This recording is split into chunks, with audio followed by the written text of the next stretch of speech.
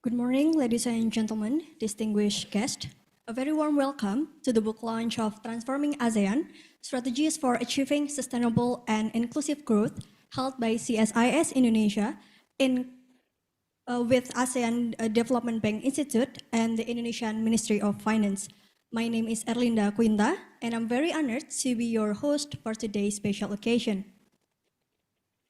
Transforming ASEAN examines the key opportunities and challenges facing the ASEAN region as it shifts toward a more sustainable and low-carbon economy.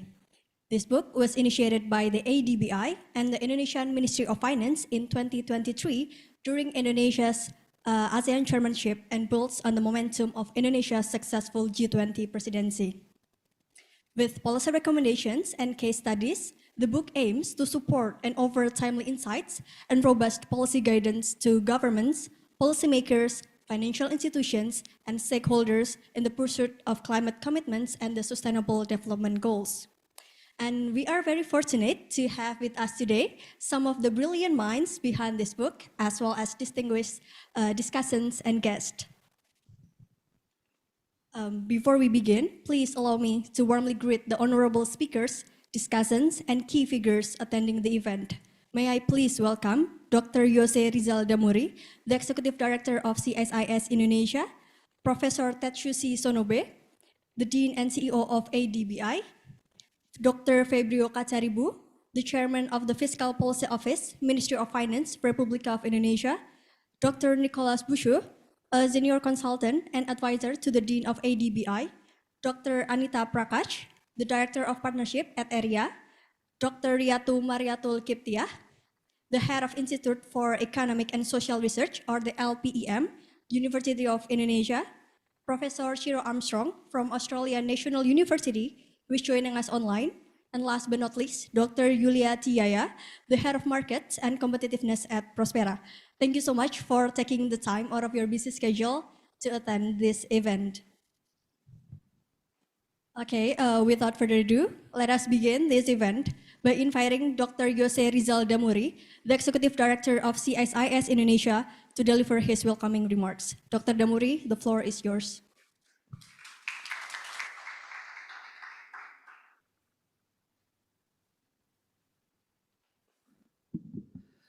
Very good morning to all of you, distinguished guests, participants of this book launching. Although this is actually a soft launching of the book, but I believe that it doesn't really reduce the importance of the book itself and the content that we're going to discuss about it.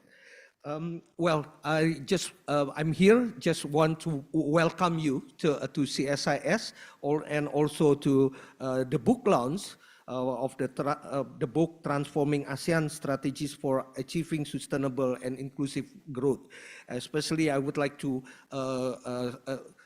express my warm welcome to all the participants, especially to Dean Sonobe from ADBI, who already spent some time here, but maybe only, although it's only a very short visit to Jakarta, but we are really honored to have you here. And also to Dr. Febrio Kacaribu from the Ministry of Finance, who will give opening or a keynote speech for this event today. And to all the speakers, Anita Prakash, Riatu, Mariatul, Qibthiyyah, and then also to Shiro Armstrong and Julia Tijaja. And of course, I would also like to acknowledge the presence of Ambassador Kia here, and of course, Jiro Tominaga from ADB, and Ambassador Kia from the Japan,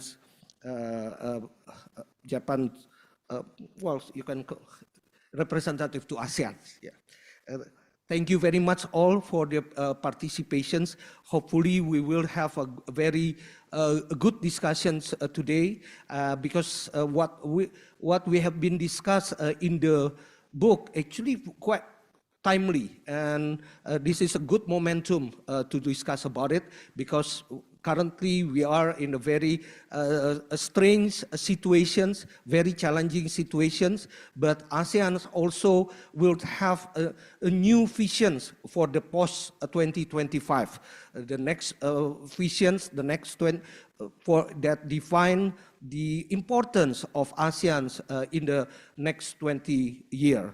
And with that, I would like to welcome you again and then to wish you for a very fruitful discussion today. Thank you very much.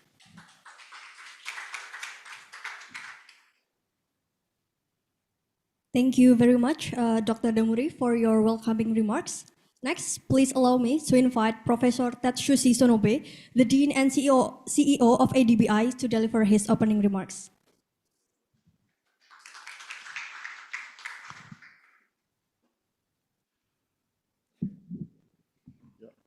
Good morning, everyone. I have joined Dr. Yose and his CSIS colleagues in many events, and some of those events were organized by CSIS. Nonetheless, and against Dr.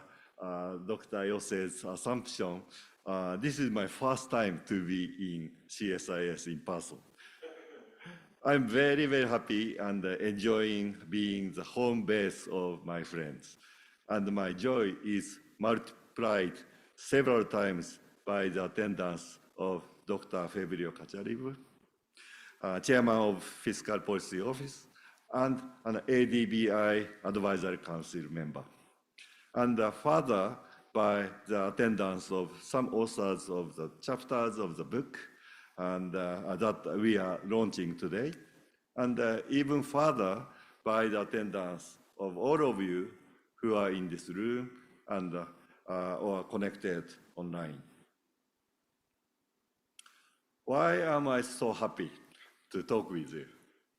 I think that the reason is that you and I share at least one very important thing.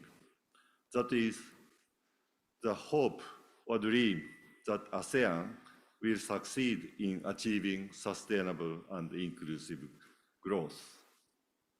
For ASEAN to achieve sustainable and inclusive growth, it will need to respond to demands of the times, such as the requirement to adapt and mitigate climate change, and the requirement to maintain and strengthen regional economic integration in the midst of geopolitical turbulence. We hope ASEAN will be able to address these challenges and succeed in sustainable and inclusive growth in the ASEAN way. What is the ASEAN way? It is the practical, pragmatic, and patient and peaceful way in which ASEAN has addressed those previous challenges, such as getting away from hunger, eradicating poverty, and achieving material prosperity. We are hoping that ASEAN can address even the new challenges, such as in this ASEAN way. Even though the new challenges are more difficult to address because they are global challenges, not just national or regional, and hence require global efforts. But I think the ASEAN-style, non-dogmatic, practical, and patient and peaceful approach will be eventually a very effective approach, if not the best approach, even when faced with global challenges.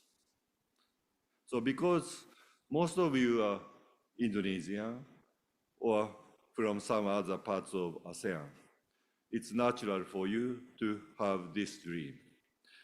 But you may wonder why I have it too. Although I'm Japanese, I have taught many students in master's and PhD programs who came from this region at a graduate school called GRIPS in Tokyo. That's one reason. Also, the Japanese economy is so closely related with the ASEAN economy in a very symbiotic manner. The presence of the Japanese ambassador, His Excellency Kia, this morning is the indication of such a close relationship. Thank you very much, Ambassador. And in addition, I'm now very multilateral, leading the multilateral think tank for Asia and the Pacific. And as I already said, I'm a great fan of the ASEAN approach. So we understand what dream we share. Now the question is how to make this shared dream come true.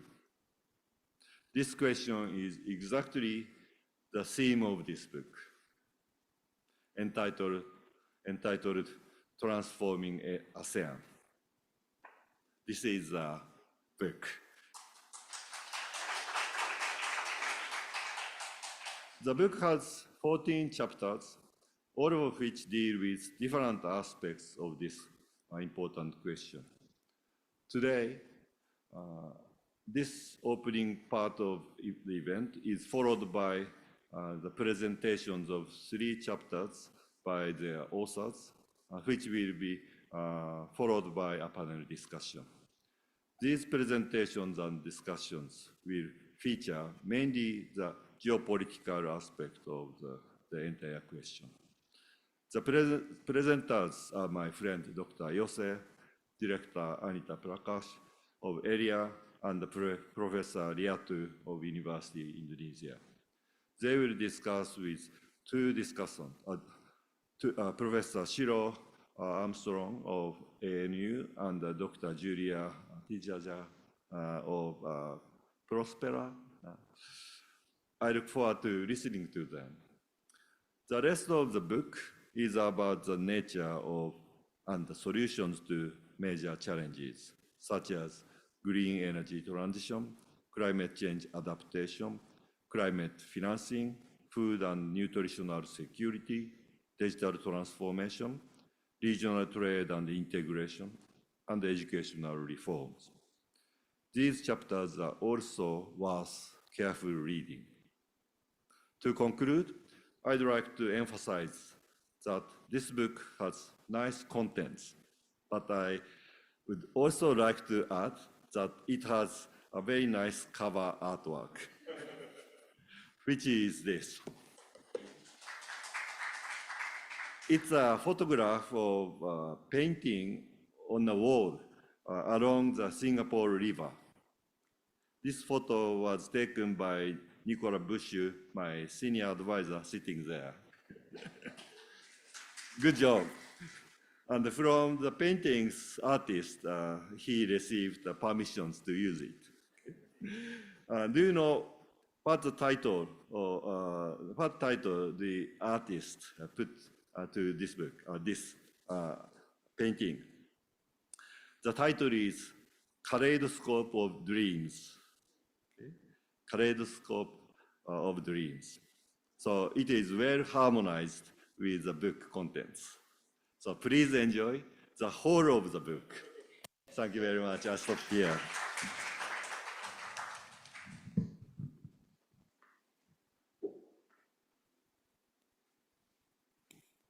Thank you very much, Dean Sonobe. Next, it is my pleasure to welcome Dr. Febrio Kacaribu, the Chairman of the Fiscal Policy Office, Indonesian Ministry of Finance, to deliver his opening remarks. Dr. Kacaribu, the floor is yours.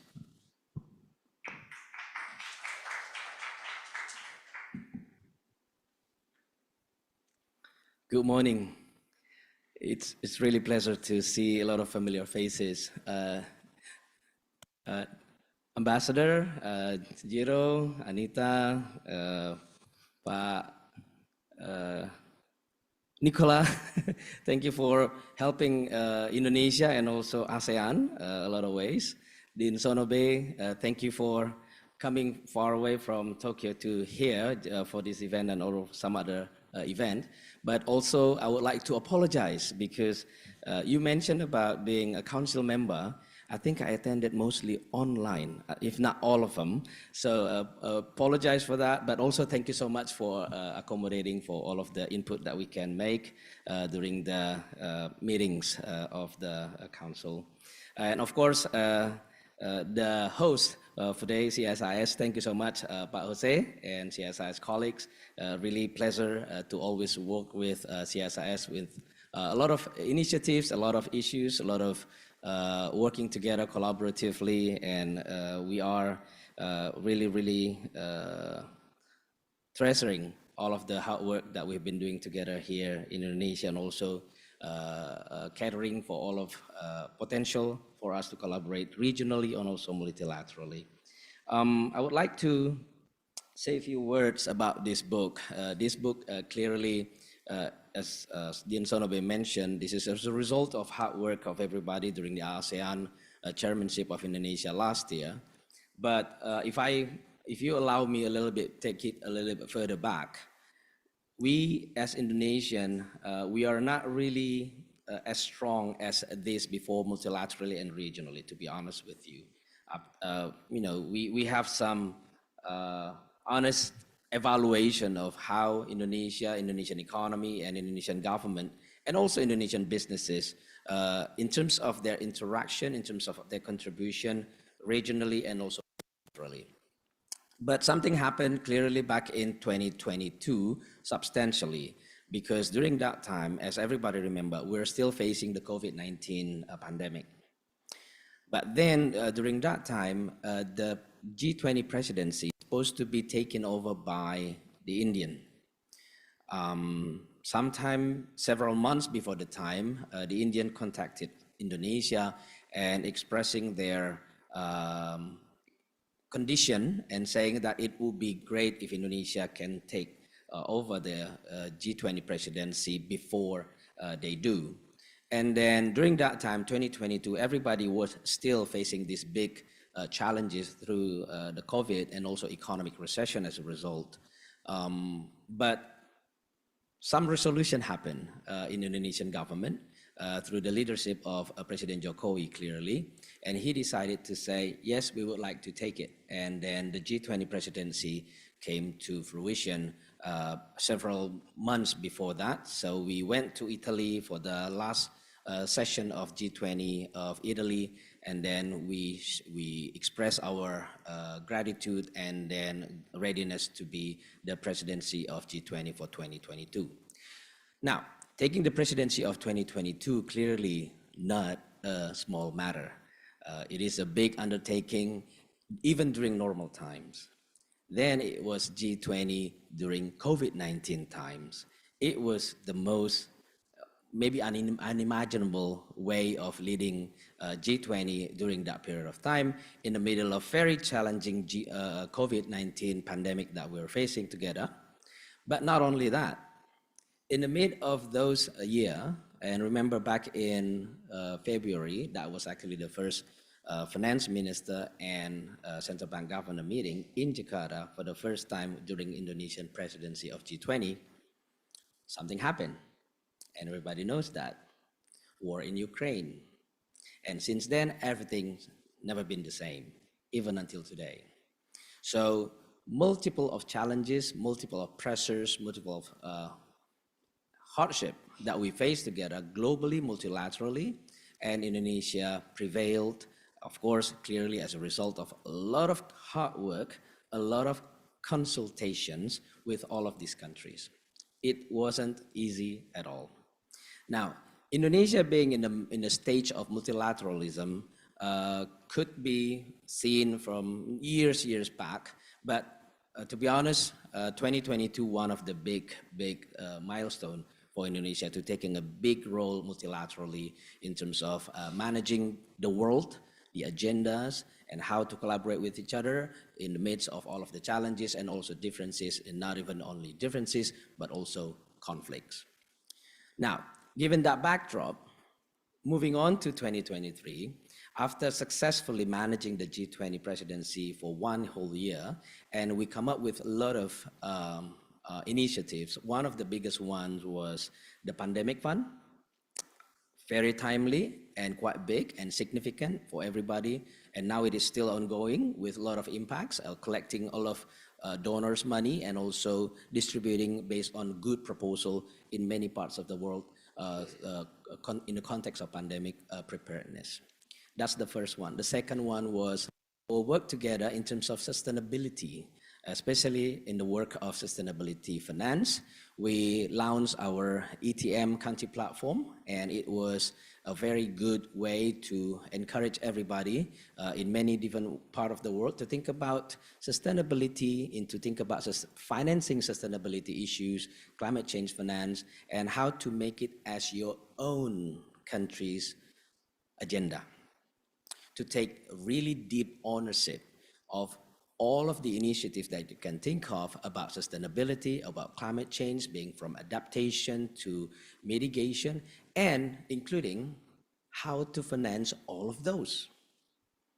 We talk about this a lot during the Sustainable Finance Working Group at G20, and then it'll still continue until the G20 presidency in Brazil. We are flying to Rio in 2 weeks' time for us to continue this work, and then later we're going to continue this work again with South Africa next year.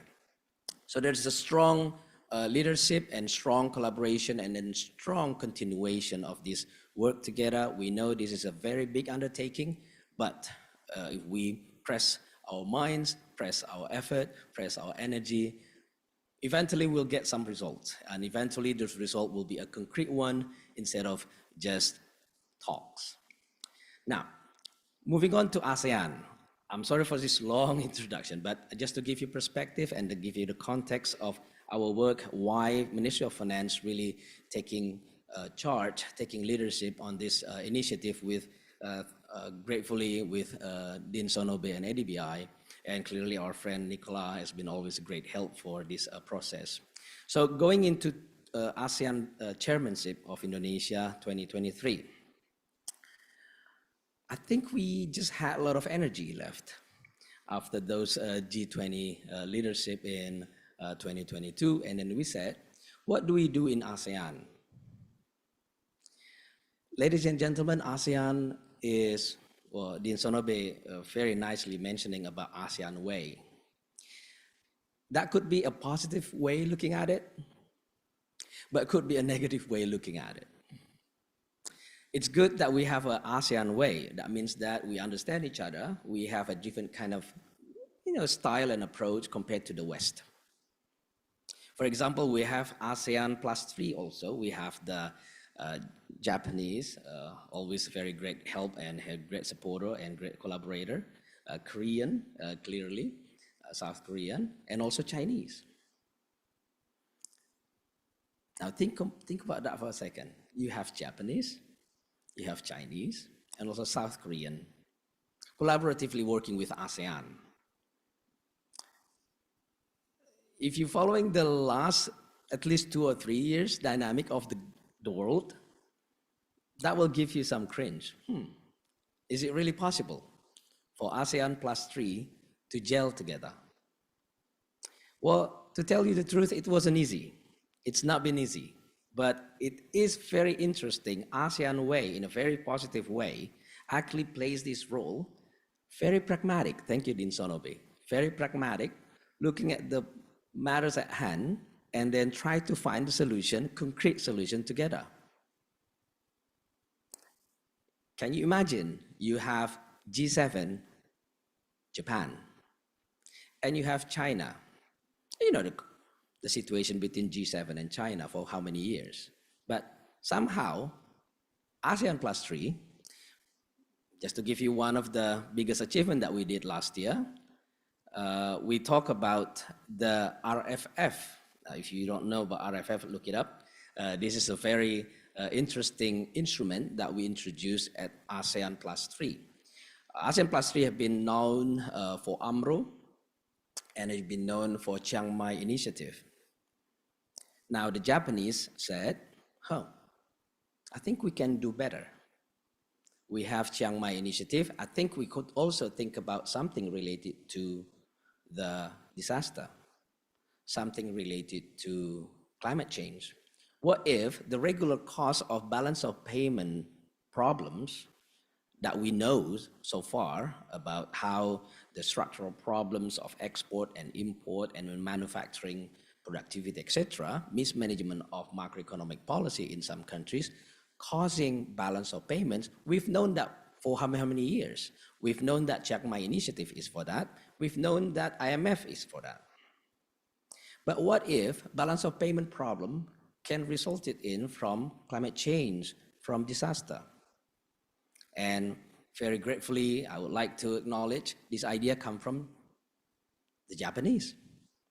They say, what if we could create another instrument for us to shield our economies, especially macroeconomic situation, if there is disasters happening as big as possible that could create problem to balance of payment. That happened during Indonesian chairmanship of ASEAN and continued this year in Laos. This is how ASEAN way we've been working together between ASEAN and +3. It's not been easy, but we know we have interest, we know that we have this need, and we can think about to find the solution practically that works. So this is one of the results that we've been seeing for ASEAN +3. Now going into the ASEAN itself. Working on ASEAN for 1 year and following on the ideas that coming from the G20, we talk about health because clearly in the region, we would like to have a sound policy about health, but also how prepared the region should be in terms of if there is a pandemic attack again. So we think about how the collaboration between the finance ministers and the health ministers.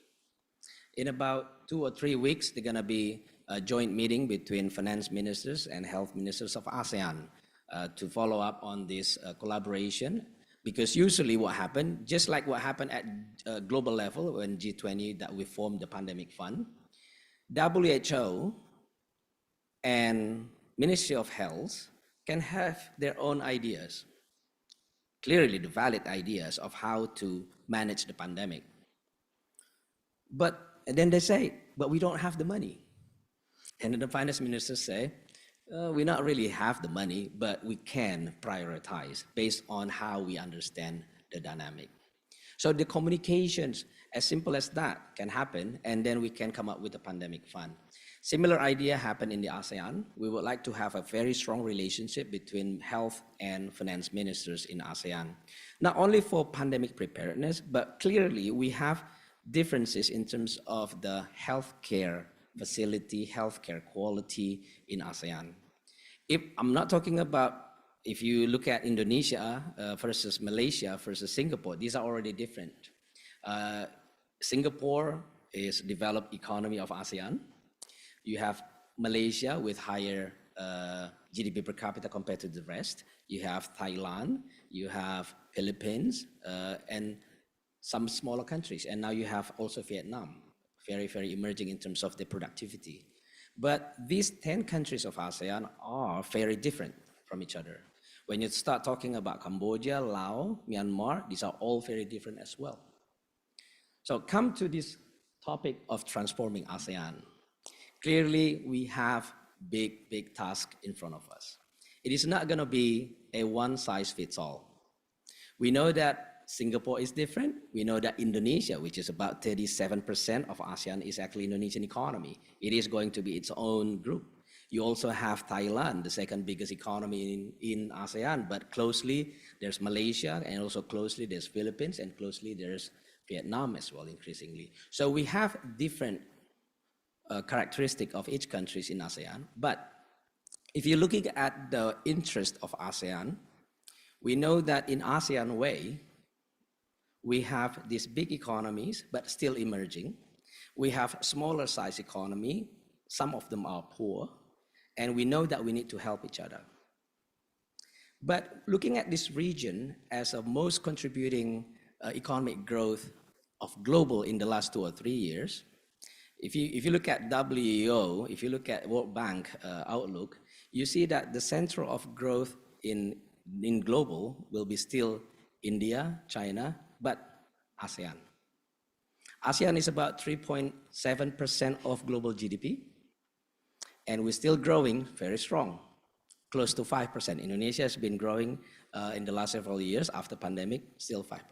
So clearly this is the central of economic growth of the world, in addition to India, in addition to some other part of the world. So there is an emerging and big interest of increasing productivity, and there is an increasing acknowledgement of the climate change agenda. Why don't we combine them? That's the basic idea of the book. That's the basic idea that everybody is now following. Thank you very much for ADBI. Thank you very much for the work that we're working together with all of these countries. You see that the writers of the chapters are very varied, from academia to practitioner. This is really great contribution to the way we do ASEAN way, not only just talking about our ideas, but now this is a more concrete ideas for us to be able to be followed by industrial policies as a result of understanding the dynamic of global, as a result of understanding of ASEAN situation and ASEAN way. So be this a very good contribution. Thank you so much for all of the contributors for this book, and happy discussing and more of fruitful discussion and more of concrete ideas for all of the ASEAN governments and ASEAN economy to follow suit. But also not only the government, the policy setters, but also the businesses, increasing now looking at how ASEAN way is actually working together. So again, thank you very much with a big applause to all of you. I would like to welcome this discussion and looking forward to more of collaboration together. Thank you so much. Thank you very much, Dr. Kacaribu, for your opening remarks. Now it is time to delve into the heart of our event, the presentations by the chapter authors, upgrading ASEAN's regional integration and amplifying its global influence. This session will provide for a dynamic and instructive set of presentations with the chapter authors of Part 3, deepening the G20 and ASEAN-Indonesia's multilateral legacy, followed by a panel discussion. Leading the session is a prominent figure who played an integral role in guiding ADBI's hosting of Think 7 under Japan's 2023 G7 presidency and other international forums, especially the G20 and ASEAN. He is a fellow at the Global Solution Initiative in Berlin and OP Jindal Global University Center for Sustainability in Sonipat, India, and also an honorary member of the Indonesian Creative Cities Network. Without any further ado, may I please welcome Dr. Nicolas Buchoud, a senior consultant and advisor to the Dean of ADBI, to the stage. Dr. Buchoud, the floor is yours.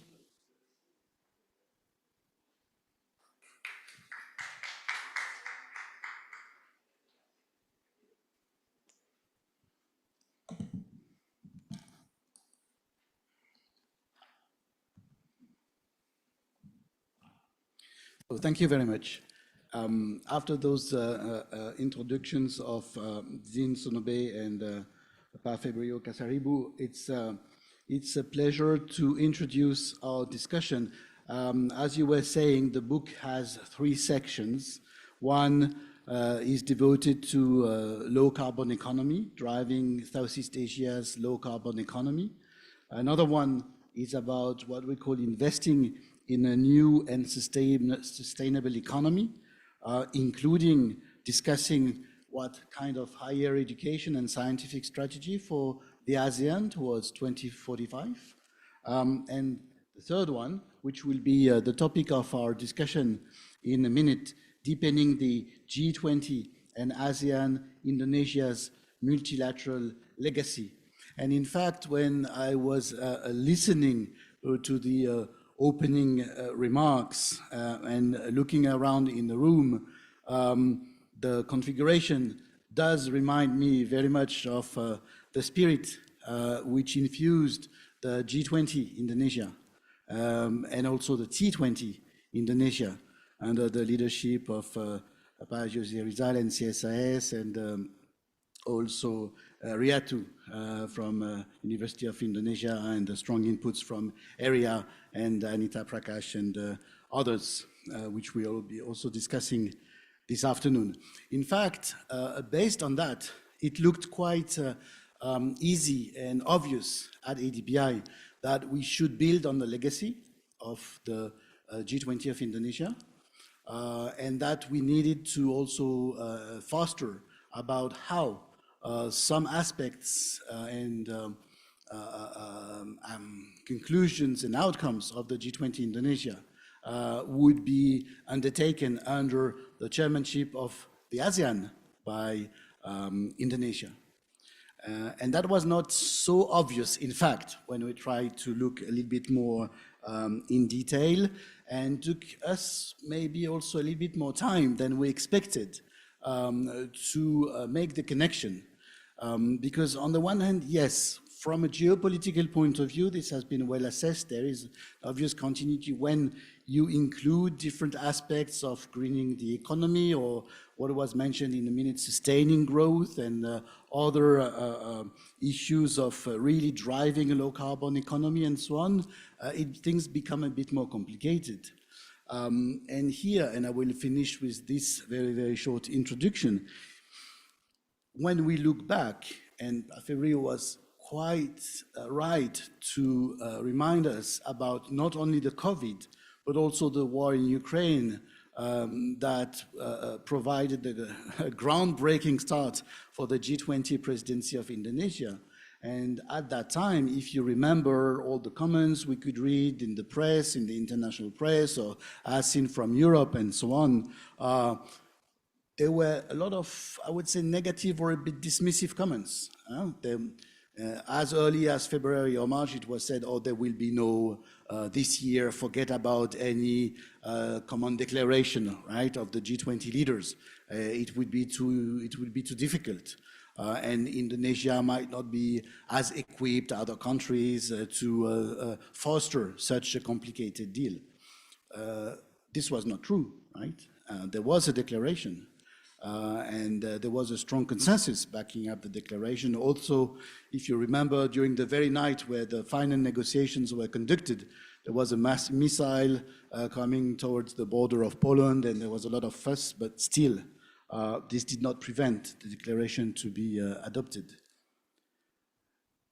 Probably this is linked to the fact that not only G20, but during a period of time of nearly 3 weeks, there was, yes, the G20 summit of Indonesia. Before that, there was the ASEAN summit in Cambodia. After that, there was the APEC summit in Bangkok, right? So, Phnom Penh, Jakarta, which was Bali, Bangkok, all major locations and countries of the ASEAN hosting a series of global gatherings. And then there is an obvious complementarity between such perspectives. And this is something that was not so much looked at, but the complementarity here between the G20 and the ASEAN presidencies then emerged as a strong pattern. And when we look back also to 2023, the fact that the Prime Minister of India attended a very strong manner the summit of the ASEAN presidency of Indonesia also contributed to mark and strengthen those linkages. So it's not just a moment during the G20 Indonesia, it is something that is more interesting and probably linked also with the importance that ASEAN, or of course even ASEAN plus 3 from an economic and financial standpoint, is playing not just in a regional or Indo-Pacific or Asia-Pacific perspective, but even in a more global context. Also, we are experiencing this year that with the G20 and T20 and the whole sets of issues related to the G20 being in Brazil, geography still matters, and it is still not very close to us. The last point I wanted to mention and highlight is how much the role of think tanks and think tankers and a variety of organizations, or as Dean Sonobe refers to track two diplomacy, right, complements the one of governments, and that probably also during the period of time of the G20, T20 Indonesia, there was a lot of interactions between so-called engagement groups, but also ministerial groups, and referring to ETM and other aspects.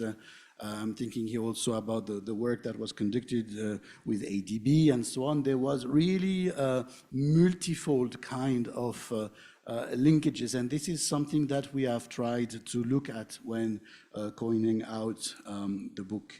Then about the cover, and I will finish with that, Dean Sonobe kindly referred to this cover. We had quite a few discussions internally about whether we should choose a cover, you know, with what you would expect when you would talk about achieving sustainable and inclusive growth, buildings, infrastructure, a landscape of a thriving Southeast Asian metropolis, something that we all have in mind, or you may just go out of the room and look at Jakarta. And then I thought, there are so many covers of books with shots display, and that is becoming a little bit obvious, right? And on the other hand, how to express the fact that we are really looking forward, and then we stumbled upon this community artwork in Singapore, and this made suddenly a lot of sense. But the reference to the youth and to is not just a reference to the demography, is also a reference to the fact that from 2025 towards 2045, there is a generation. It is in a generation from now. And when we look at the discussions within the ASEAN or about the ASEAN and how it might evolve in the next couple of years, but also in the period of time of a generation, then we see that a lot has to be carried out. A lot has to be undertaken, both in terms of, I would say, economic connectivity, financial interaction, cross-border cooperation, including e-payments, etc. That is most of on the way. But if ASEAN wants to stand out, or as was expressed a minute ago, as the ASEAN way, right? And if it wants to become even more the epicenter of growth, which was the headline of ASEAN Chairmanship of Indonesia, then probably the own ASEAN capabilities in terms of scientific research, in terms of higher education systems, etc., should continue to be very strongly oriented through dialogue and partnerships in the region and beyond the region, but also within the region. And this is something that we have only lightly touched upon, but probably would deserve further investigations. So with no further ado, with no further ado, I would like to ask our presenters of this discussion, Yose Rizal from CSIS, Anita Prakash from ERIA, and I also see here our colleague Anbu from ERIA in the room, and Riatu Mariatul to join me on stage. And they will be joined by our colleagues online, Shiro Armstrong, and oh, Julia, you are here, so you're not online, please also feel free to join us on stage, not waiting. We are here till, I'm just looking at my time, yes, till noon, so we have about 90 minutes. We'll try to keep some time for exchange and discussions. And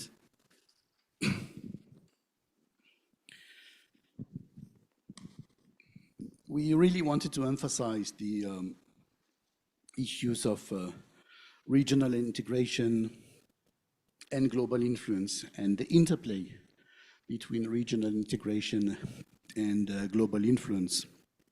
And we have kindly asked all our panelists to think about a few opening remarks or short presentation, but really would like to emphasize the fact that we would benefit of sitting here together to exchange views, right?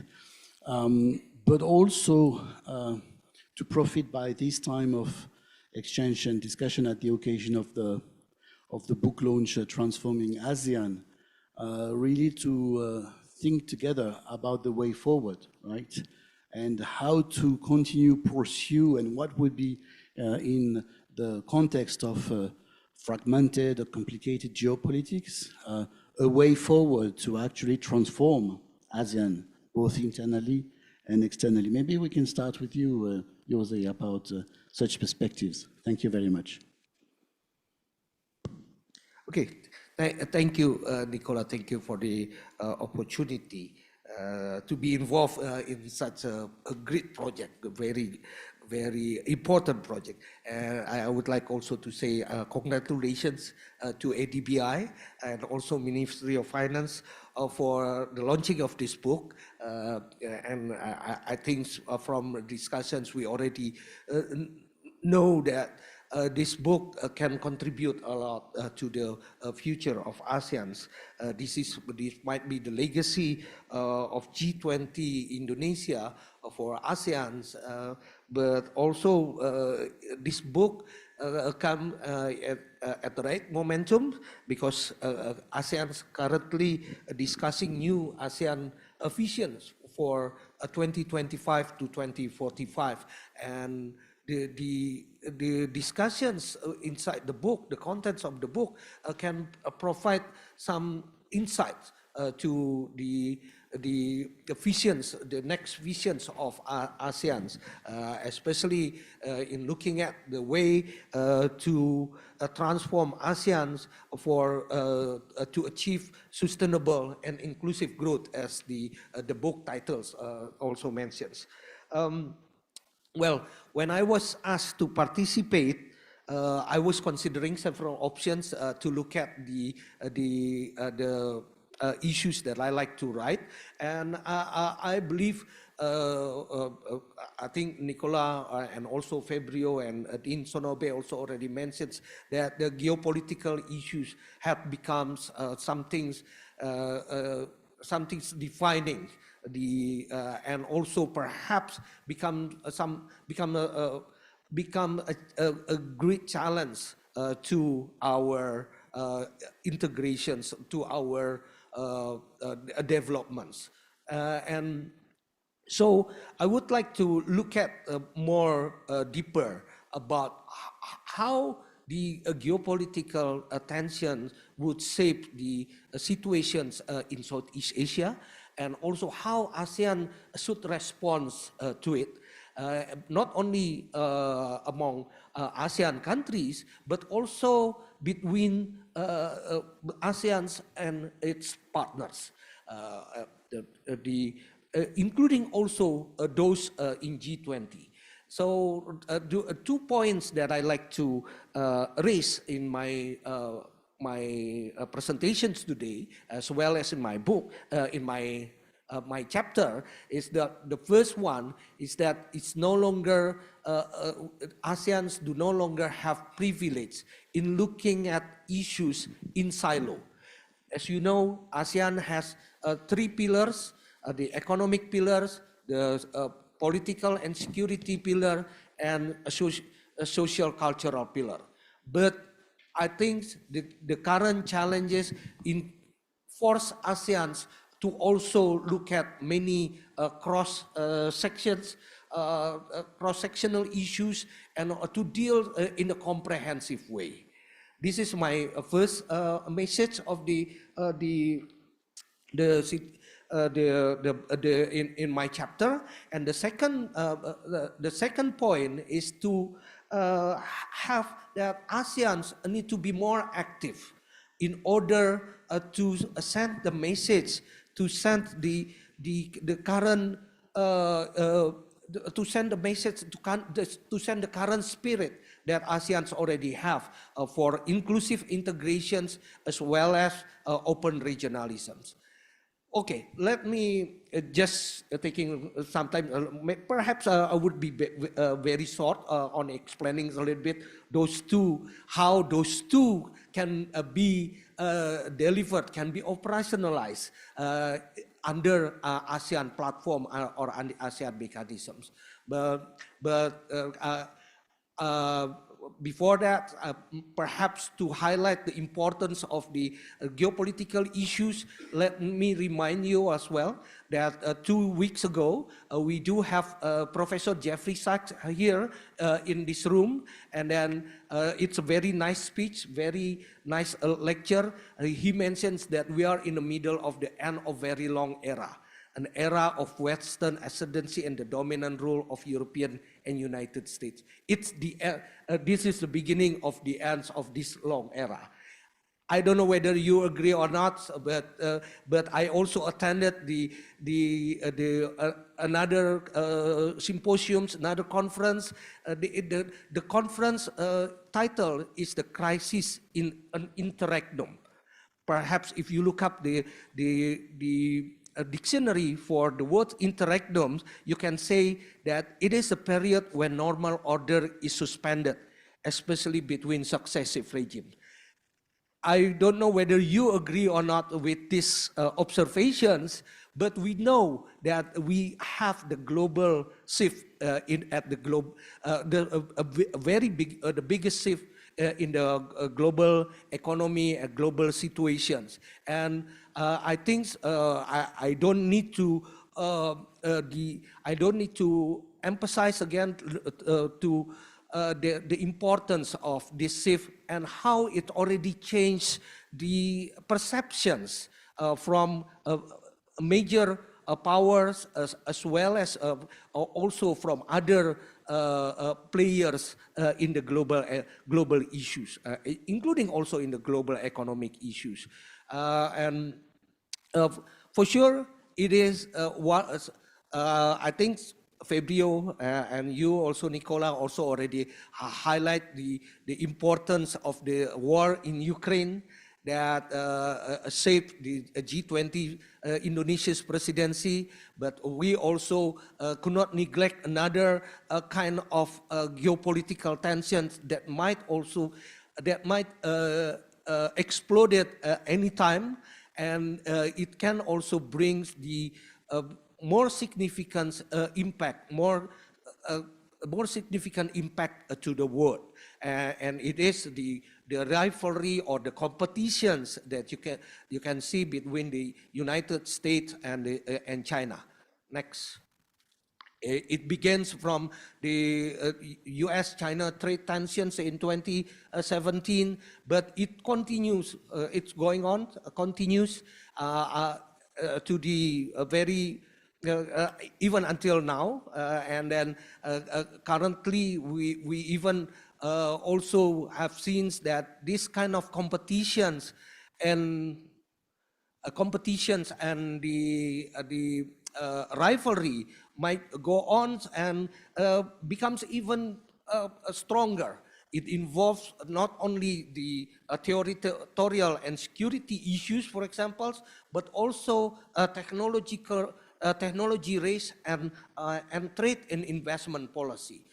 The economic aspects of this rivalry become very determining and very influential to the global economy at the moment.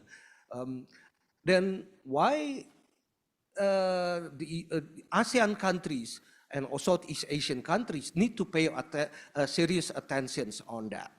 Because at least 4 issues here. Because the first one is that it's the rivalry and the competition itself take place in the middle, just right in the region. The regions, the East Asia and Pacific region, including also Southeast Asia, is the stage of these competitions and rivalry. And it would threaten the unity of ASEAN. President Jokowi during the ASEAN chairmanship, ASEAN summit last year also mentioned this several times, that there is a threat to the unity of ASEAN because of the geopolitical challenge that currently evolving. and it would lead to the costly fragmentations of global economy and technology. And you know that ASEAN's, no, not yet.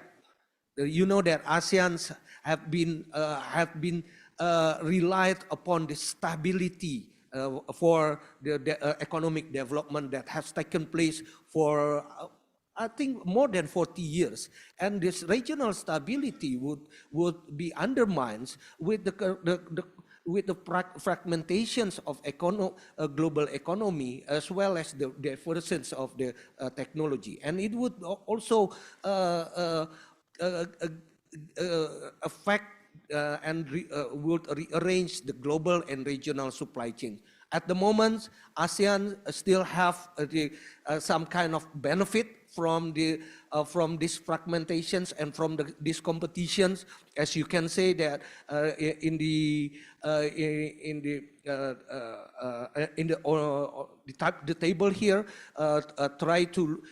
you can see that some investments, relocations actually take place in many Southeast Asian countries. But that would not be the case if the fragmentations really take place more critically in the future, and where it might be more costly to ASEAN economies, and it would be it would not be beneficial anymore if the unity of ASEAN has been or the ASEAN has been divided into several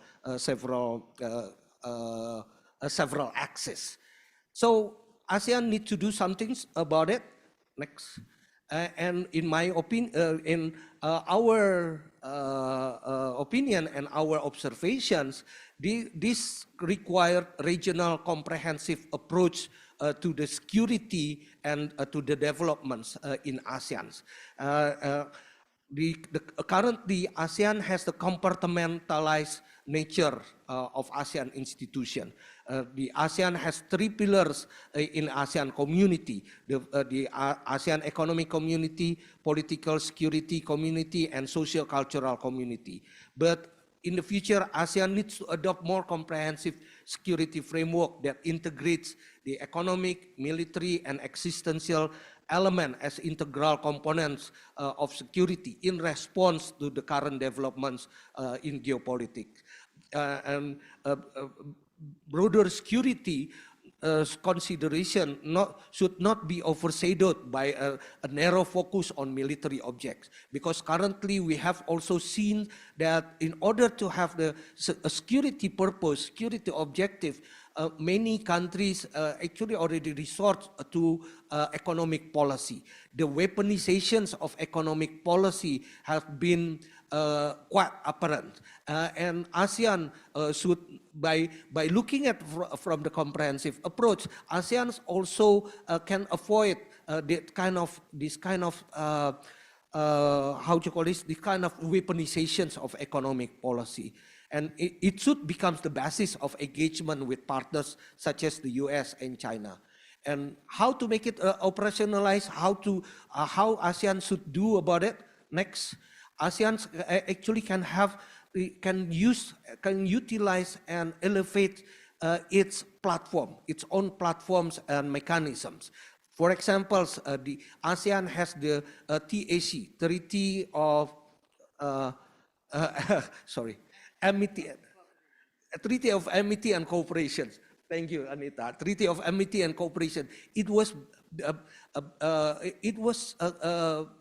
signed in 1976, and it includes our dialogue partners to have the commitments. But this treaty need to be revived, need to be broadened, and to make this TAC also accommodate the current challenge. This is one of the instruments, ASEAN instrument that can be used to utilize or to respond to the current geopolitical issues. The ASEAN also have the EAS, East Asia Summit. The East Asia Summit should promote the spirit to find convergence of views among different member states under ASEAN leadership, and ASEAN can utilize it, can revitalize the East Asia Summit in order to deal with the current geopolitical challenge. This has to promote three principles: the peace and stability, the prosperity, and also resilience. And in addition to that, in addition to these more general platforms, ASEAN also have the economic platforms, the RCEP, the Regional Comprehensive and Economic Partnership, which is a very comprehensive agreement. And this comprehensive agreement actually requires political cohesion to realize the benefit. And that in turn provides also basis for greater geopolitical understanding. RCEP is designed with institutional support, so that it might also be used to carry out, to promote the message that is currently needed by ASEAN. The economic cooperation agenda is one of the special issues or special agenda under the RCEP here. And it can be used more intensively by ASEAN in order to engage with other dialogue partners more collaboratively. Yeah. So I think I already discussed about the key takeaway from my chapters previously. So here I need to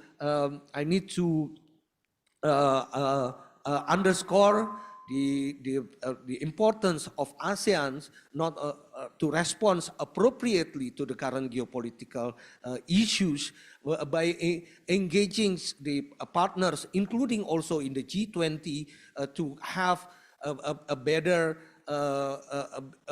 engagements and better strategy in the future. Thank you very much, Nicolas, for the time. Thank you very much, Yose Rizal. I think maybe just a couple of other thoughts to complement what you demonstrated. First, of course, also one commonality within the ASEAN, right, is the principle of democratic elections. And this year precisely within the ASEAN, starting with Indonesia, but also outside of the ASEAN, Europe, US, India, and so on and so on. We are in what a number of observers call the super year of elections. I don't know how super it is when we look at what happened overnight in the US, but or in Europe, or in France, or etc. But at least we need to be aware, probably also, of looking at the sets of issues you have described after the end of 2024, with this new landscape of government and administrations in different parts of the world, which would probably design a rather different context and a series of balances as the one which have prevailed so far. That is just one comment.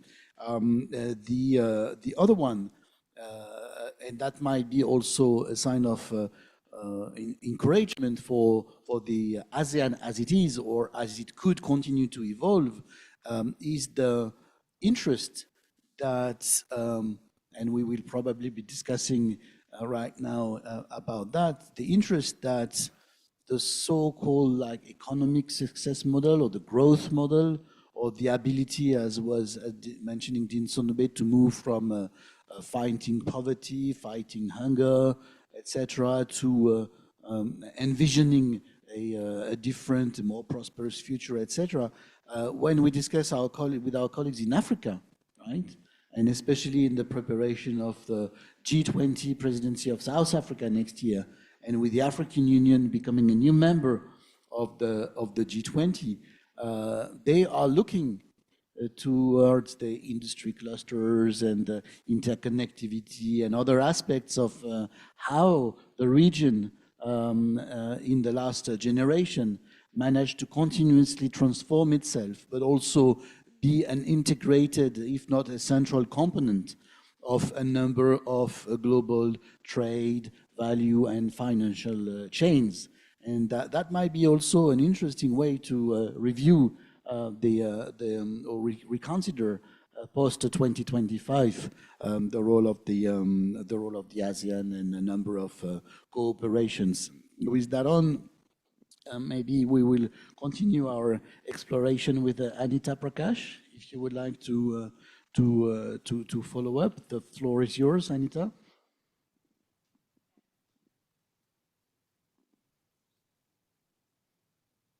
Just press the button. Yes, it should work.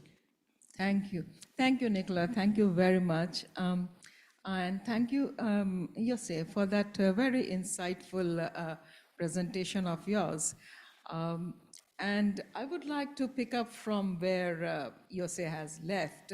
In fact, Yose has given a very, very macro picture as to where the world is headed towards, and how our region is affected in particular.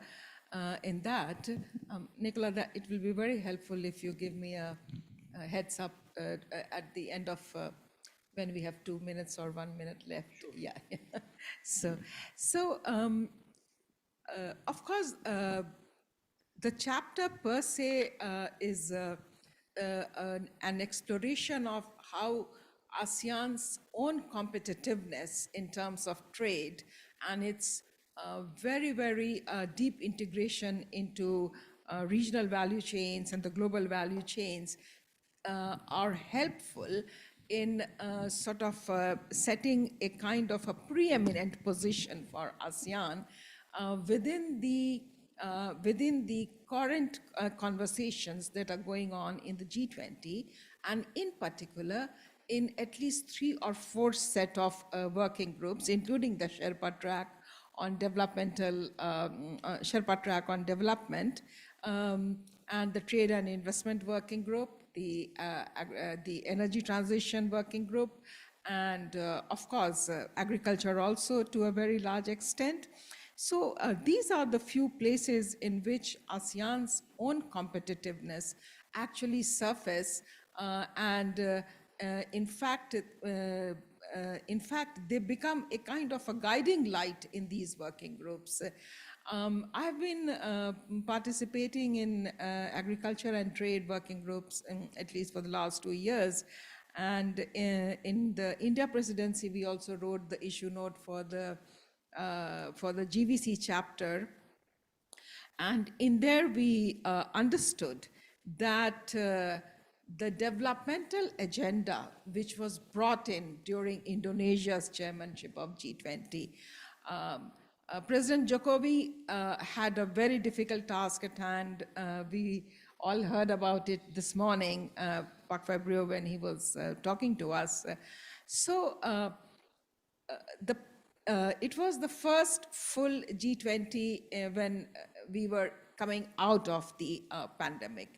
So President Jokowi had the challenge in managing the fault lines in the supply chains that had appeared during the pandemic. And he also had the challenge to manage the crisis, the conflict in Europe, which had its rippling effect on the outcomes of the G20. But at the same time, he also had the challenge to set the agenda as to where is the future going to take us, which is why in his presidency, the transformational power of digital economy was very much on the table.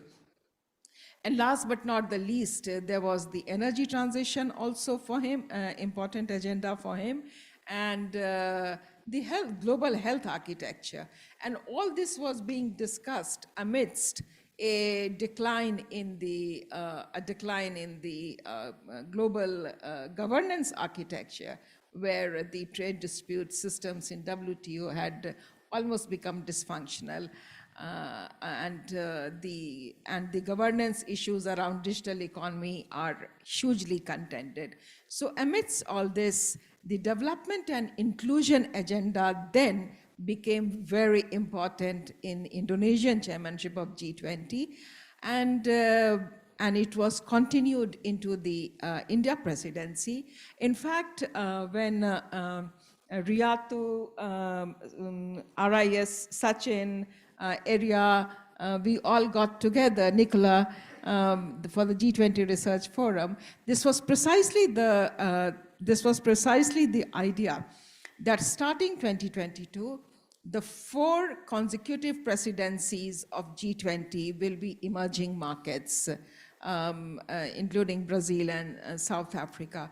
Therefore, to be able to have such a long run in maintaining the inclusive and developmental agenda within the G20 comes to the aid of ASEAN, ASEAN's own community building process, its connectivity processes, its AEC objectives. So the entire 2025 agenda was very well captured in 2022 and 23. And Brazil, of course, has a tyranny of distance, and we are all facing it this year, including in the T20, though we are managing it remotely, and this is one of the great benefits that came out from the Indonesian presidency, that the digital format of participation became has now become almost a kind of a given within the most multilateral processes, including G20. So I would like to just run through the slides here, and we will go to the first slide, which, next one.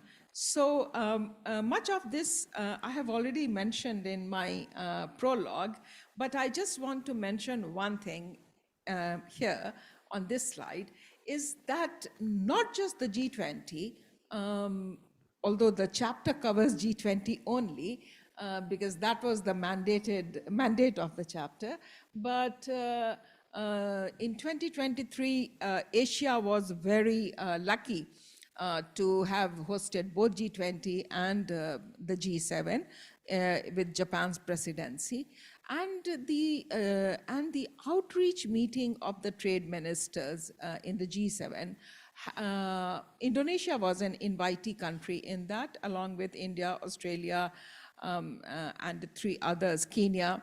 In that, this is the first time that G7 has reached out to the developing economies per se to bring in place, to put in place, to manage the fault lines of the supply chains that have emerged during the pandemic. The whole focus on resilience and transparency, and even the word trustworthy, which is part of the G7 declaration. These are also echoed in the G20 declaration of 2023. But the G20, of course, is a much more diversified group. So therefore, from an ASEAN perspective, it is the GVCs are more, the mapping of the GVCs are more in the format of information, analysis, transparency, cooperation, sustainability, etc. But regardless of what is covered in the chapter, ASEAN's engagement into the G7's outreach for resilient supply chains become very important. Next slide, please. These I have already covered in my prologue, so we will skip it. Can we go to the next one, please? Yes. So Indonesia's presidency, as I already told you, were faced with several challenges, but the fact that Indonesia could manage a consensus in this speaks volumes about ASEAN's capacity and Indonesia's leadership in managing conflict and managing differences. And that is where we come back to Dean Sonobe's morning's speech, when he said that when ASEAN really has to bring out its own ASEAN way, it does bring it to the table. And Indonesia's chairmanship, despite several qualms among the global community, is a testimony. Next slide, please. Then in India, here I would like to bring something. I was in ADB last week, and I saw, and we were part of the global integration report processes. And report after report were coming out and speaking about how well ASEAN is doing despite the conflicts that are, Now, what's happening here, and why I mention India's presidency in particular here, is that, yes, indeed, at this point of time, despite several geopolitical tensions around trade and investment and technology cooperation, ASEAN is still doing well. But what is important here is that ASEAN really has to be flexible to accommodate the changes that are taking place. And I don't want to go into where the West is going and where Asia is going. Those are very large pictures. We come from the developing part of Asia, and we have made it our business to make sure that our coming years are better than our previous years, and that our incomes grow, we become prosperous, we become an inclusive society. So in that conversation, ASEAN has to keep an eye out on what's happening in other parts of Asia. And in this, the competitiveness that is emerging in South Asia, the connectivities that are emerging in West Asia, these are the things that ASEAN has to not be complacent about, and G20 becomes an important platform where ASEAN has to come forward on this. The IMEC is a very good example. The Indian Prime Minister on 7th of September, he was in the ASEAN-India Summit last year, where he said that it is my vision to see India's connectivity on the eastern side with Southeast Asia and on the western side, a multimodal connectivity with Asia, Europe.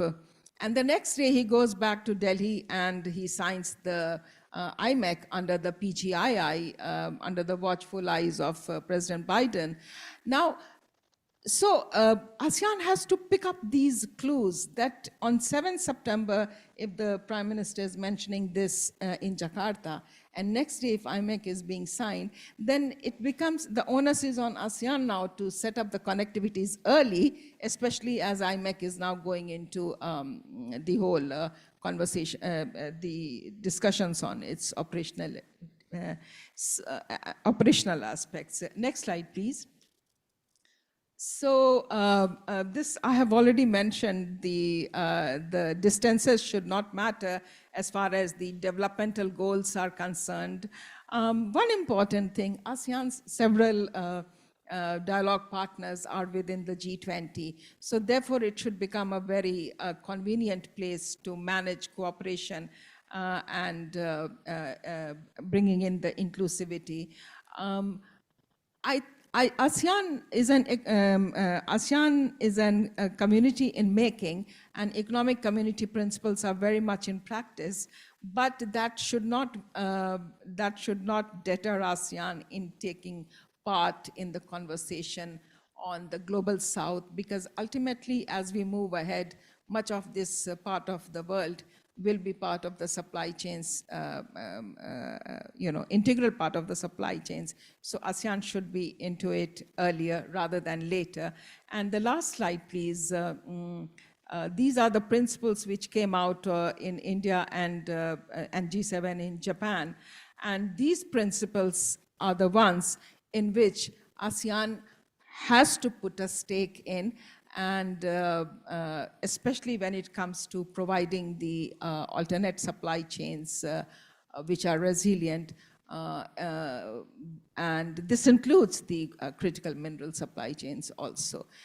We can have another chapter on that itself, Nicola, but I will end here. And just one final slide. Can we just skip and go to the last GBC participation slide?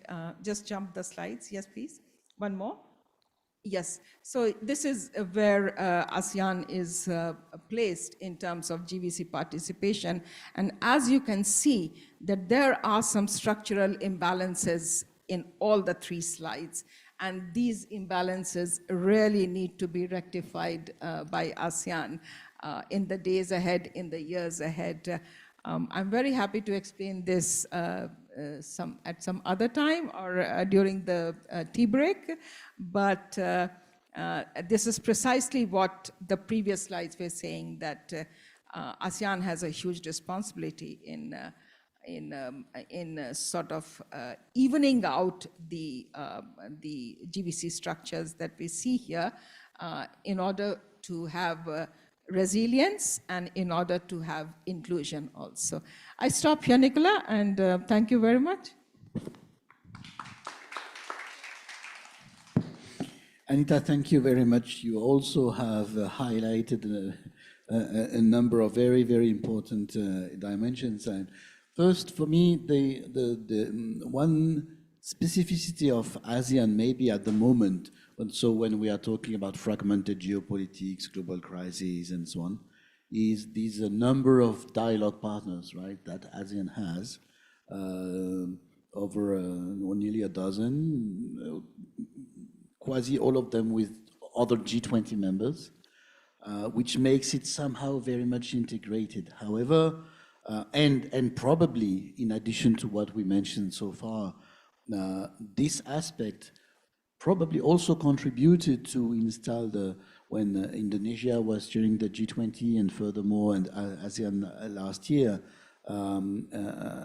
this probably contributed to enrich immediately or consolidate a number of key negotiations or discussions, even the one which were less visible. And this is a factor when looking at it from a European or Western perspective, I would say is quite often underestimated, but it's very, very strong, as when you look at, for example, the multilateral diplomacy of Indonesia with Africa and with a number of countries. Maybe on that, one small challenge ahead is the rise of the BRICS, right? Which is a little bit of a tough topic. We have not talked about that in the book, so I don't want to raise it too much. But this is on the sides, something that cannot be completely ignored. And on the other hand, you mentioned, Anita, thank you very much for focusing on these various aspects of the evolution of global value chains, including related infrastructure systems, including IMEC, right? As an example of these complex sets of discussions that are taking place now, like in the global community, within the G20 or G7, partly to propose an alternative to the Belt and Road Initiative, and partly also to strengthen some diplomatic linkages, right, in terms of needs from especially Western countries to do so, but also all the uncertainties that are linked with projects where we sometimes do not know whether they are projects or whether they are processes or intentions. Another point which you have touched upon, and maybe we can further elaborate during the discussion, is the fact that you rightly pointed out the G7 countries are looking towards ASEAN now, right? In terms of, oh, let's partner more, like the EU, right? Also, let's partner more, let's integrate our value chains, let's make sure that whatever it is about, fostering growth, but also altogether securing access to critical minerals and other sources of energy. This should be done together, but then it would be interesting to further project such an approach in terms of in light of the more 360 degrees approach precisely of the ASEAN towards its diplomacy. And then 2 more points, if you allow me. You have also highlighted this research forum that was initiated during the T20 summit of Indonesia in Bali. And interestingly, it was pursued last year during the T20, G20 of India about a platform for think tanks, especially think tanks, but also partner organizations, to research about how to sort of redefine the conditions of sustainable development growth under, I would say, more pressure regarding the utilizations of natural resources, but also, of course, the emission of CO2 and global warming. And I say interestingly, but also maybe it's a bit of a frustration, or maybe an illustration of how much more inputs should be given, because this does not move so fast as we expected it would.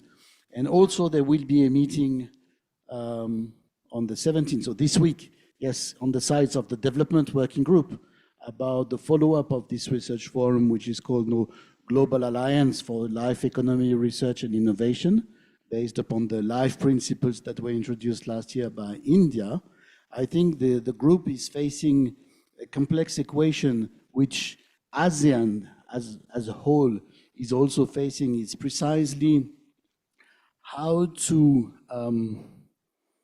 think about both growth, but also sustainability as a whole, right?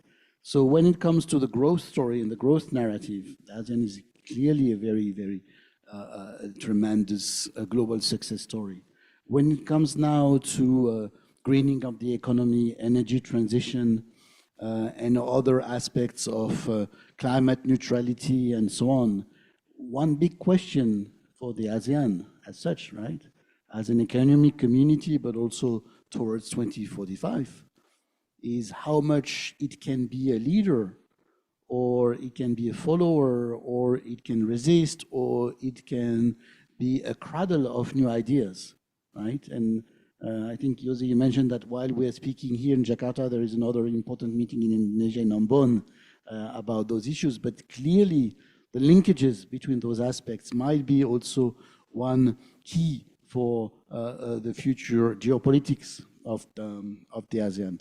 I stop here, and of course, we will take remarks and questions after Riatu's insights. Riatu, the floor is yours.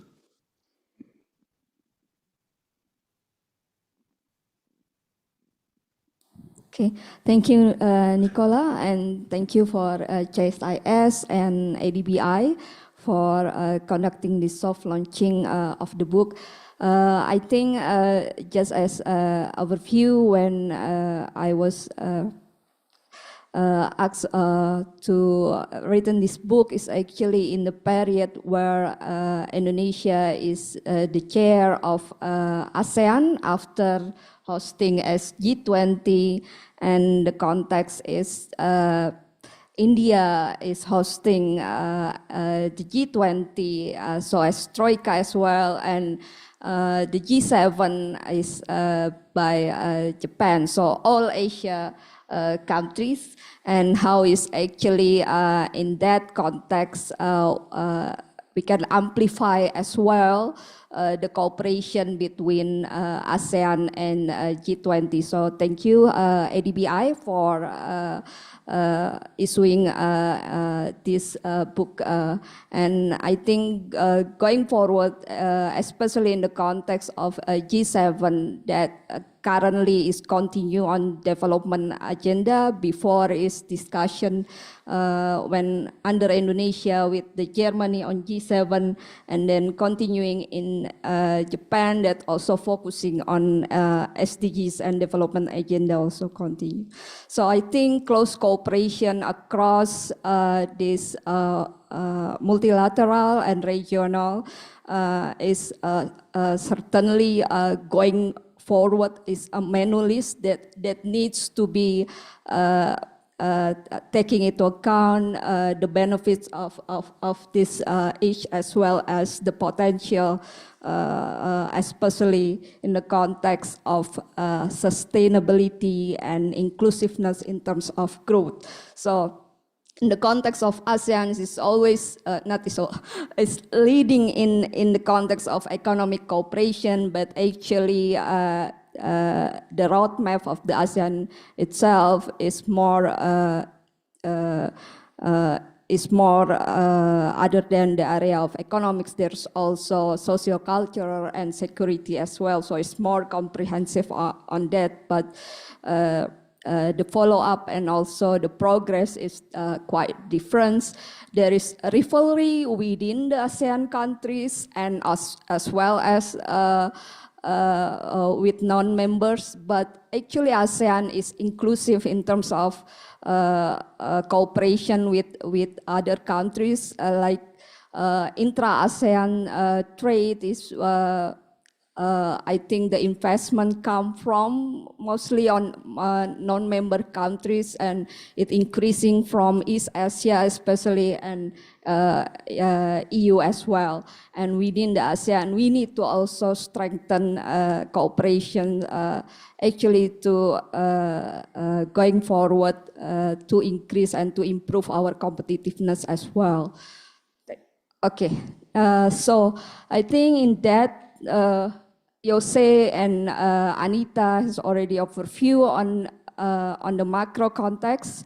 Maybe it is more on what I'm experienced as well in the Think engagement group, and what is it the similarity with ASEAN, ASEAN engagement. Next. So it is more from the outsiders, what is like the ASEAN process and its structures, the context of G20, similarities and differences in terms of the cooperations. And this is actually what needs going forward, like the domestic issues as well as multilateral or not only the context of global public goods, for example, need to be also owned by the domestic. So in that sense, how is actually public awareness of among the ASEAN member countries and the G20, and what might be the potential cooperation between ASEAN and G20 from the existing that already conducted. Okay, next.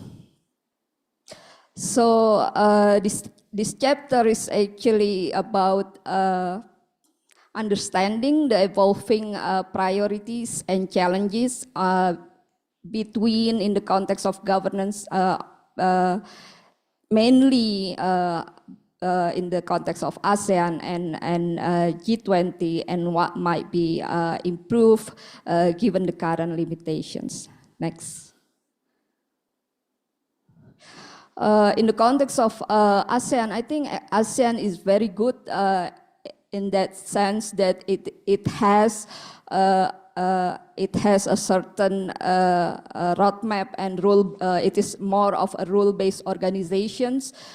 Surely the roadmap of post-2025 will be a continuation of previous one, and it is ensuring the progress of regional integration initiative, focusing on economic, socio-cultural, and security, although the progress of each pillar is quite different. We still, in terms of ASEAN way, we still, of course, maintaining and emphasizing on economic cooperation. Next. But in terms of G20 governance, this is more of fluid cooperations in comparisons to regional cooperation such as ASEAN. So this is also a wider group. So there is, it provides, but the strength of the G20 is actually multilateral organization. It provides input of global issues by the G20 countries to the multilateral organization like the World Bank, IMF, regional banks, MDBs. So that's also ensuring that the initiative is following up by many other actors, and it can invite also non-member countries. And of course, the challenge given the host country that set the agenda, there are troika, but it is still a challenge to actually mitigating very diverse interests and spending agendas. So that's the context of a G20. And in terms of inclusiveness, it is more, personally, I feel it is more inclusive than ASEAN, given that the G20 actually has engagement groups that, in addition to working group, but ASEAN, I think, is more of state-led initiative rather than involvement of non-state actors there. Next. But this is the interesting one, is actually within the ASEAN countries. This is actually when Indonesia hosts as G20. So this is from Google Trends.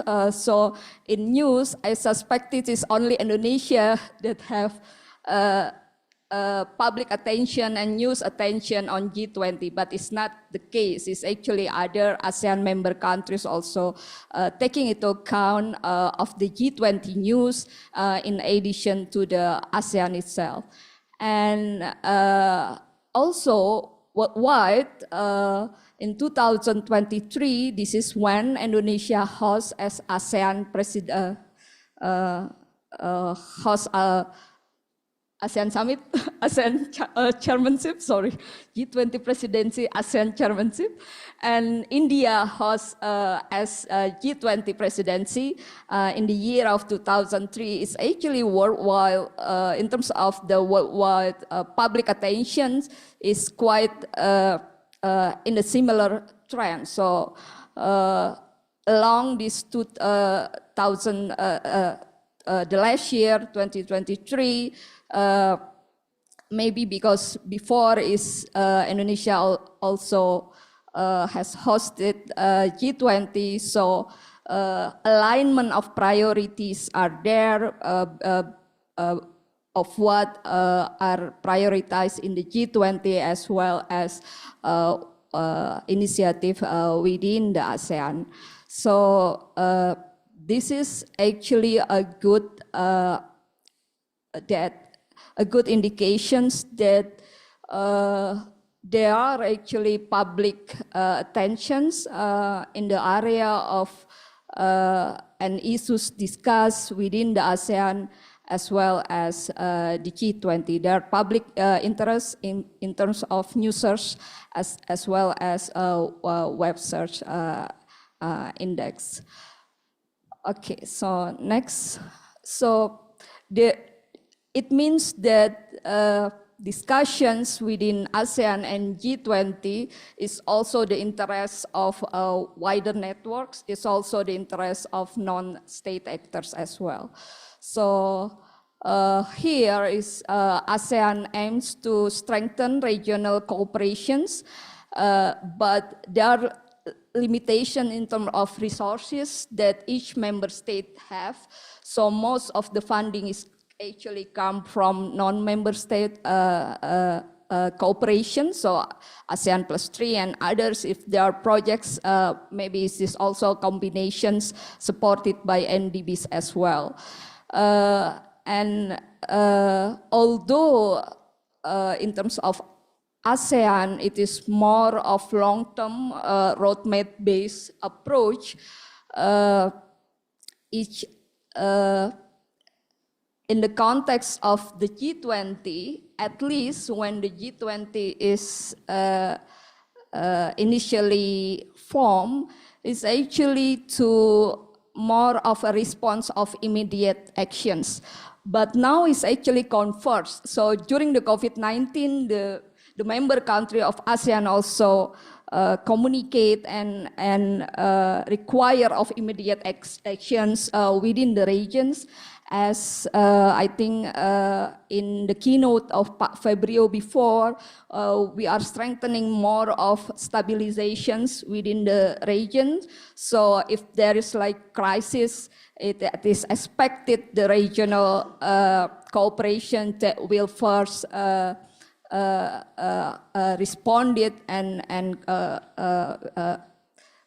going into effect in terms of the cooperation. So it might, there is a convergence and the other way on the G20 is not again starting for the immediate action, rather than it's more of the development agenda that is needs cooperations of structures and follow-up cooperation on that issue as well. So on the G20 initiative, it needs also to be followed up by the regional cooperations. So that's the interconnectedness between at least these two forums. And I think going forward, although you said it depends on the political decision, or 1 minute, okay? So I think it will be still a focus. Next. So I think I will skip this one on the potential and G20 ASEAN cooperations. Next, maybe.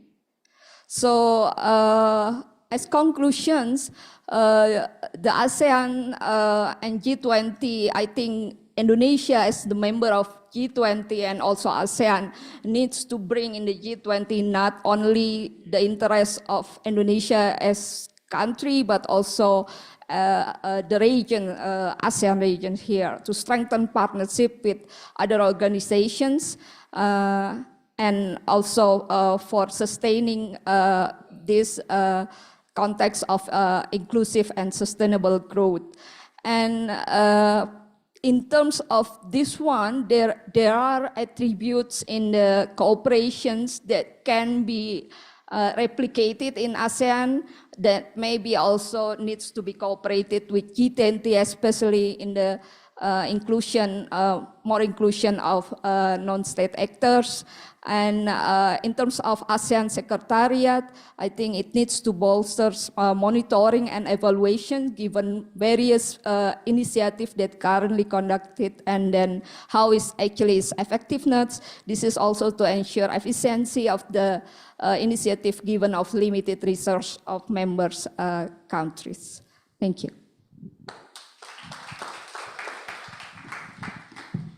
Thank you.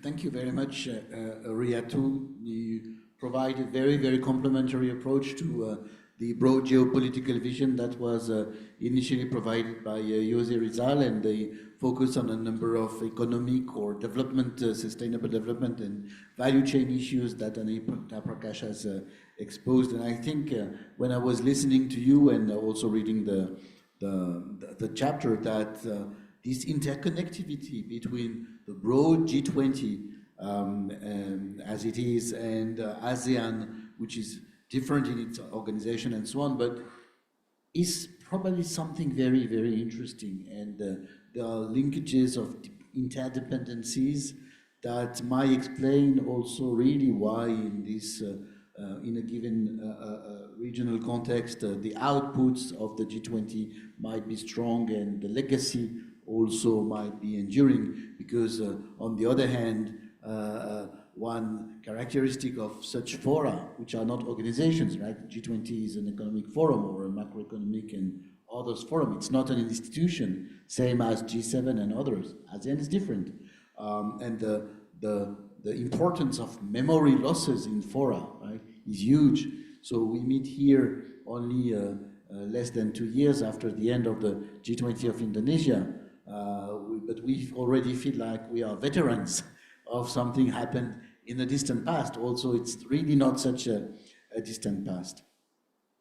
Maybe just before I pass it on to our respondents, and I see our colleague is online from Australia, maybe two very simple questions.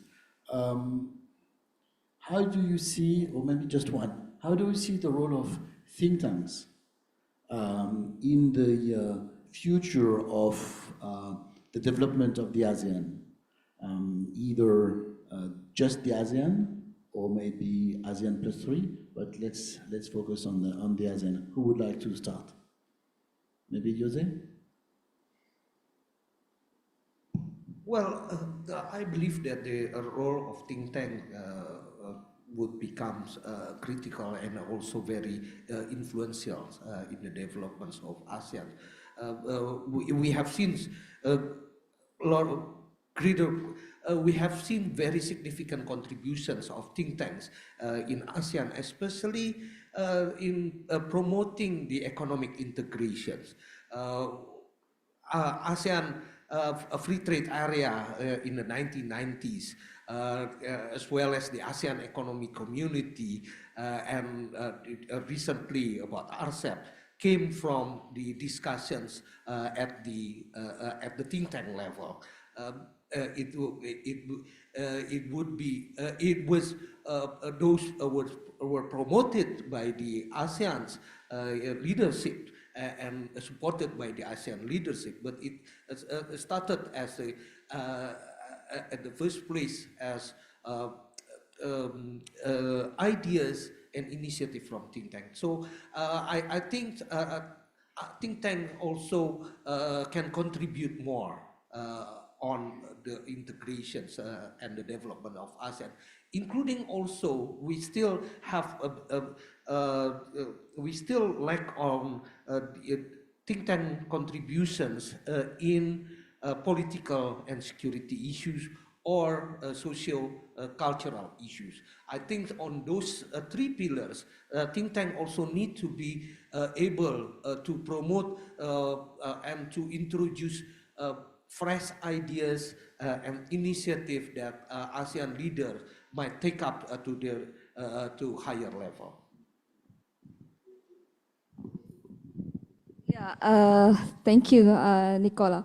And yeah, I think in the context of like ASEAN, when we see like before Italy on the G20, before is Italy and after is India, Indonesia is quite different in terms of the think tanks. We are very limited think tank like CSIS, independent think tanks, but many more is actually, you know, like myself from LPEM is affiliated to universities. So maybe in terms like university networks in ASEAN, in addition to existing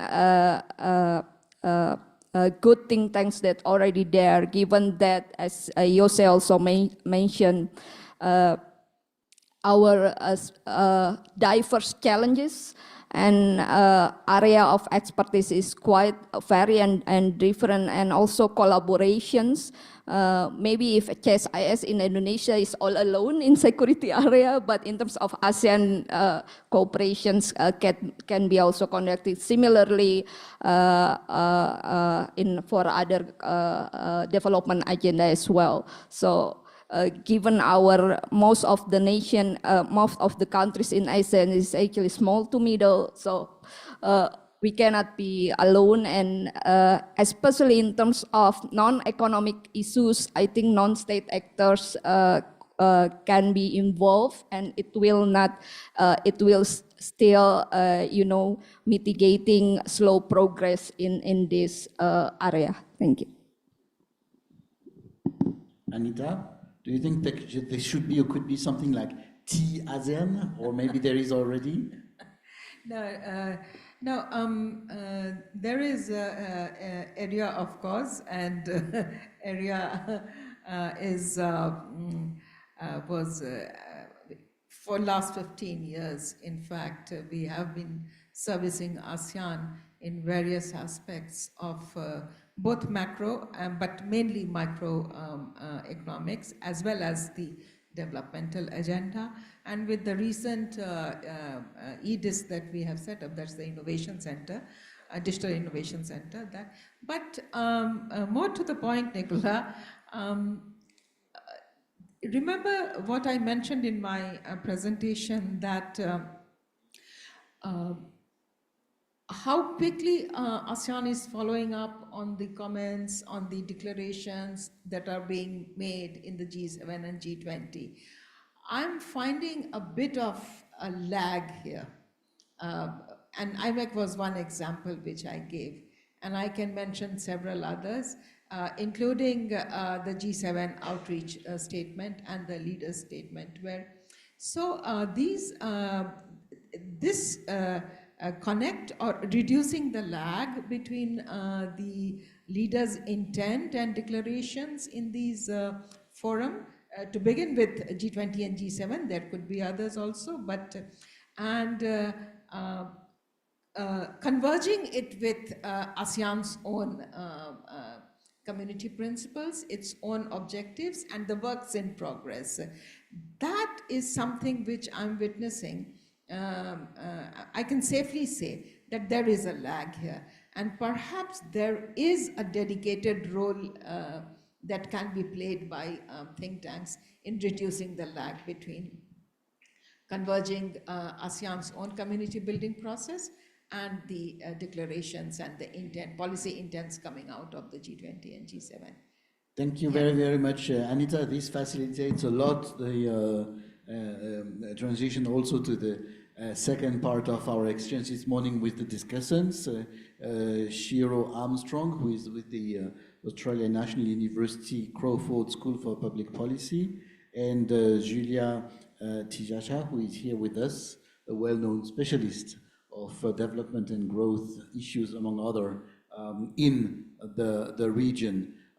So I know both of you have also prepared maybe some angles, but you might first want also to pick up on any of the very, very nice and strong arguments that were exposed. Maybe we could start with you, Shiro, online briefly, and then we'll pass it on to Julia, and we can further exchange. Absolutely. Thank you very much, Nicola. And just checking you can hear me there okay? Yes, perfect. Thank you very much. Fantastic.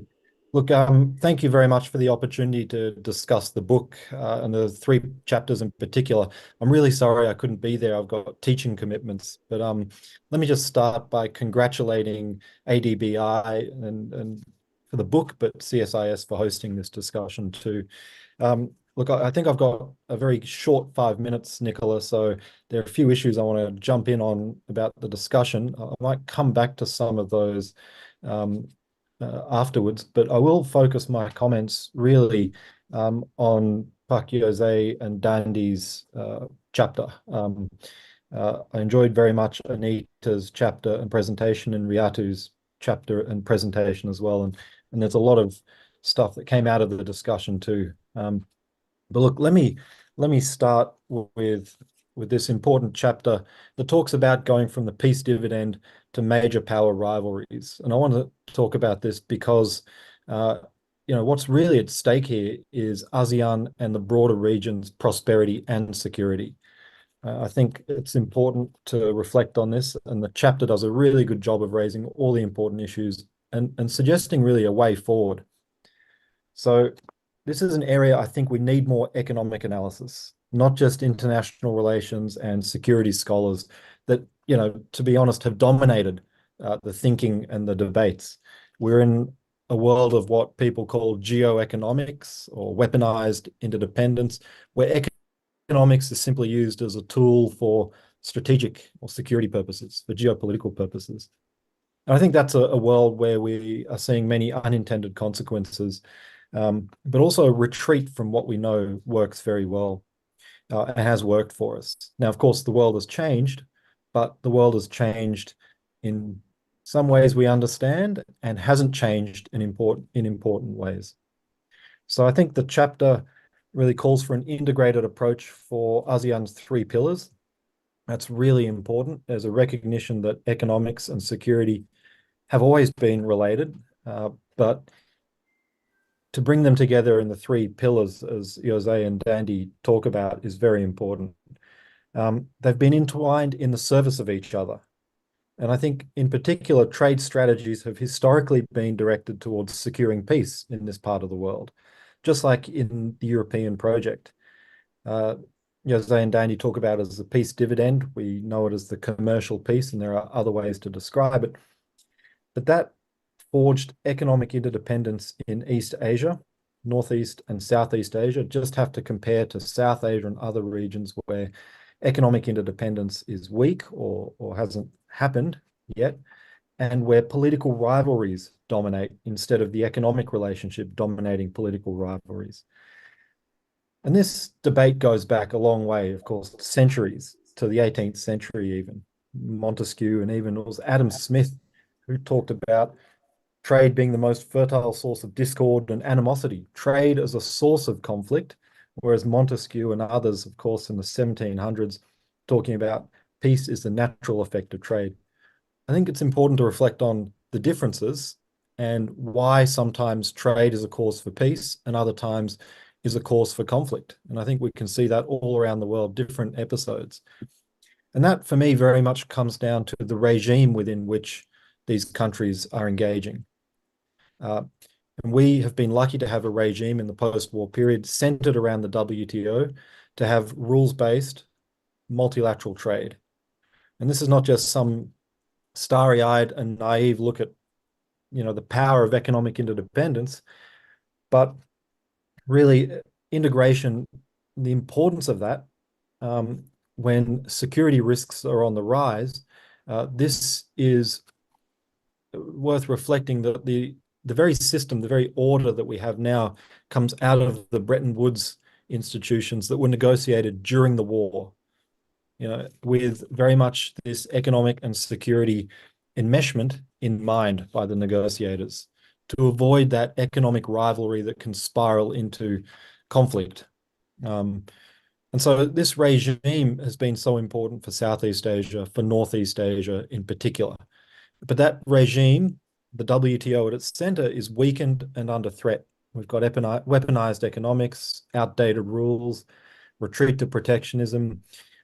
Yose does a good job of explaining all of this, but also the US-China strategic competition. But it's worth remembering the WTO isn't dead. It's still a relevant reference point against protectionism, and ASEAN, more than any other region, depends on this openness and rules-based trade. ASEAN, of course, is highly trade exposed and has the most to lose. So just in summing up, I think Yose and Dandy rightly identify ASEAN's interest here and ASEAN's agency. And this comprehensive security framework, comprehensive regional security that integrates economics, security, social interests can help manage the risks across three. And they talk about the assets that ASEAN has given us, Treaty of Amity and Cooperation, RCEP, ASEAN Outlook on the Indo-Pacific, among others, that can help build economic cooperation and economic integration that preserves policy space just when it's being squeezed by the great powers, and help economic integration continue to be a source of stability and peace. So instead of security and prosperity being seen as substitutes, as many are starting to see them in this more uncertain and scary world, thinking about policy strategies that have them continue to be complements. And I think that's a really important contribution. And again, congratulations to the authors and the book, and I look forward to more of the discussion. Thank you very much. Nice and very useful remarks. Julia, please, you share your views on the discussion and the chapters. Thank you. Good morning, everyone. First of all, I would like to thank the ADBI and CSIS for inviting me to this very important book launch, and congratulations to the ADBI, CSIS, and Ministry of Finance of Indonesia and all the authors for completing this book. I don't have my slide for this session. It's actually for later, and I'm going to keep my comments quite short. I think Shiro has elaborated very clearly on Yose's chapter. So I just want so I'm going to talk about Yose's and Dandy's chapter first, and then probably respond to Anita and Riatu's chapters together, because we are talking about the ASEAN G20 interface. On Yose and Dandy's chapter, I think this idea of the comprehensive security framework, it's an acknowledgement that the issue of security has gone way beyond military. In fact, most of the key complex issues that is being faced by the region now has that security dimension. If you talk about the geopolitics, you see how the economic and the security issues actually intersect with one another. If you talk about digital transformation, then the issue about cybersecurity actually come to the fore. And similarly with the green transition, because that's where the issues of your food, energy, as well as critical mineral supply chain security might actually come to the front as well. And one of the key challenges highlighted in the chapter is the fact that ASEAN has this quite rigid structure that is both sector as well as community pillar specific. And this is true, and to an extent it does pose a slight challenge of coming up with effective and timely response to some of these complex issues that is just very interdisciplinary in nature. At the same time, actually, within ASEAN frameworks, within ASEAN Charter, there are already provisions that actually allows ASEAN to basically respond in a cross-sectoral and cross-pillar manner. And all this already provided for. So it is really a matter of utilization and then the effective follow-up to that.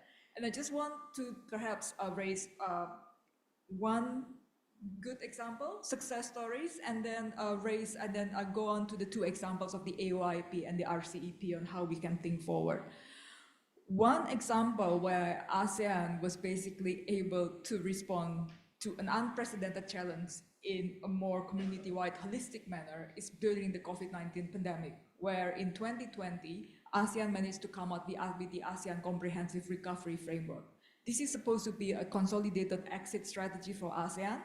No one anticipated the COVID-19, and it was not only a health crisis, we know it was much bigger than that. It also posed a lot of the economic and social challenges as well. With the ASEAN Comprehensive Recovery Framework, the region was able to articulate very specifically the 5 strategies that it wished to undertake to basically overcome and thrive beyond the pandemic recovery period. The first one is on strengthening their health system, understanding that the root cause of this crisis is actually health. The second one is thinking about human security. That goes way beyond not just about military, but also thinking about the human security more broadly. The third one is thinking about, I think, what Shiro mentioned just now. How do you then leverage on your market integration, both internal and external, as a way to basically strengthen your recovery? The fourth actually acknowledged the importance of digital transformation, but how you to accelerate that to make sure that your digital transformation is inclusive. And the last one is basically how you mainstream sustainability across the dimensions of all the sectoral works of ASEAN. Not everything included in the framework, which also has its accompanying implementation plan, not everything are brand new. Some are in fact key initiatives that was taken up from existing sectoral work. But what the framework was able to do is to communicate very clearly that in this crisis situation, how would ASEAN respond and what do ASEAN prioritize? And this becomes a very key document both for the internal ASEAN stakeholders, but also the dialogue partners of ASEAN that would like to work together and perhaps support the region in its COVID recovery process. And I'm going to want to move on to the 2 examples. ASEAN has a lot of framework and strategies. Challenge has always been in the implementation. And sometimes we don't need to reinvent the wheel. There is actually a lot of room to basically utilize existing frameworks in ASEAN. When it comes to the ASEAN Outlook of the Indo-Pacific, it was already adopted since 2019. The issue was in the implementation. How did ASEAN follow up on that? And I think it wasn't until Indonesia chairmanship in 2023 that there was actually quite concrete follow-up from the Outlook itself. And that includes, for example, the compilations of a list of concrete investment projects, both agreed and potential, as well as the efforts towards basically consolidating support from various dialogue partners and commitment towards the AOIP. And last but not least, then it's also it's actually also about how do you mainstream the AOIP into the different sectoral work in ASEAN, including, for example, the 2 that's already been discussing this is actually on the connectivity as well as on the defense. But majority of the pillars of the AOIP actually have not just a security component, but it's also about economic component. Actually, majority is about maritime cooperation, connectivity, economic cooperation, and the SDGs. AIP potentially is a very useful instrument, and I think that it needs to be used as one of the key reference as ASEAN is thinking about its post-2025 agenda. Lastly is on the RCEP. ASEAN spent 8 years negotiating for the RCEP. It has entered into force since 2022. The question is there now momentum to basically proceed with the implementation? The three priorities are, beyond setting up the institutions, is to actually proceed, ensure complete implementation and compliance. The second one is to start urgently the preparation for the built-in agenda under the RCEP. And last but not least is to utilize the RCEP as a platform to build trust among the different RCEP participating countries, given the current situation has actually differs a lot from when the RCEP was negotiated. Thank you.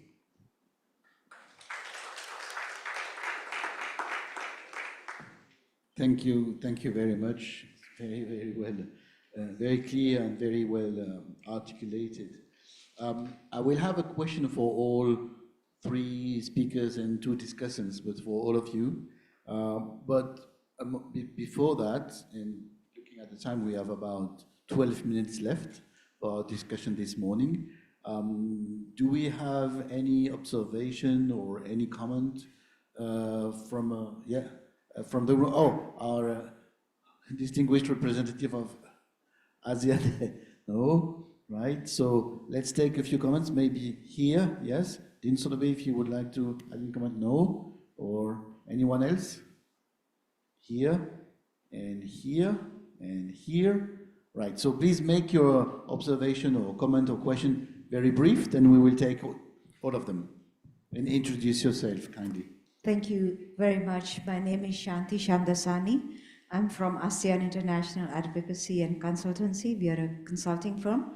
Very quickly, I've been working with the ASEAN Secretariat for the last 20 years.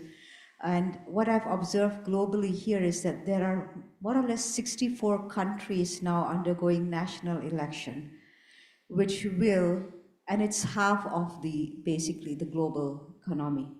This, according to our observation, and you talk about think tank, we actually have a think tank called Think Groups, which was established after G20. I think Yose knows about it.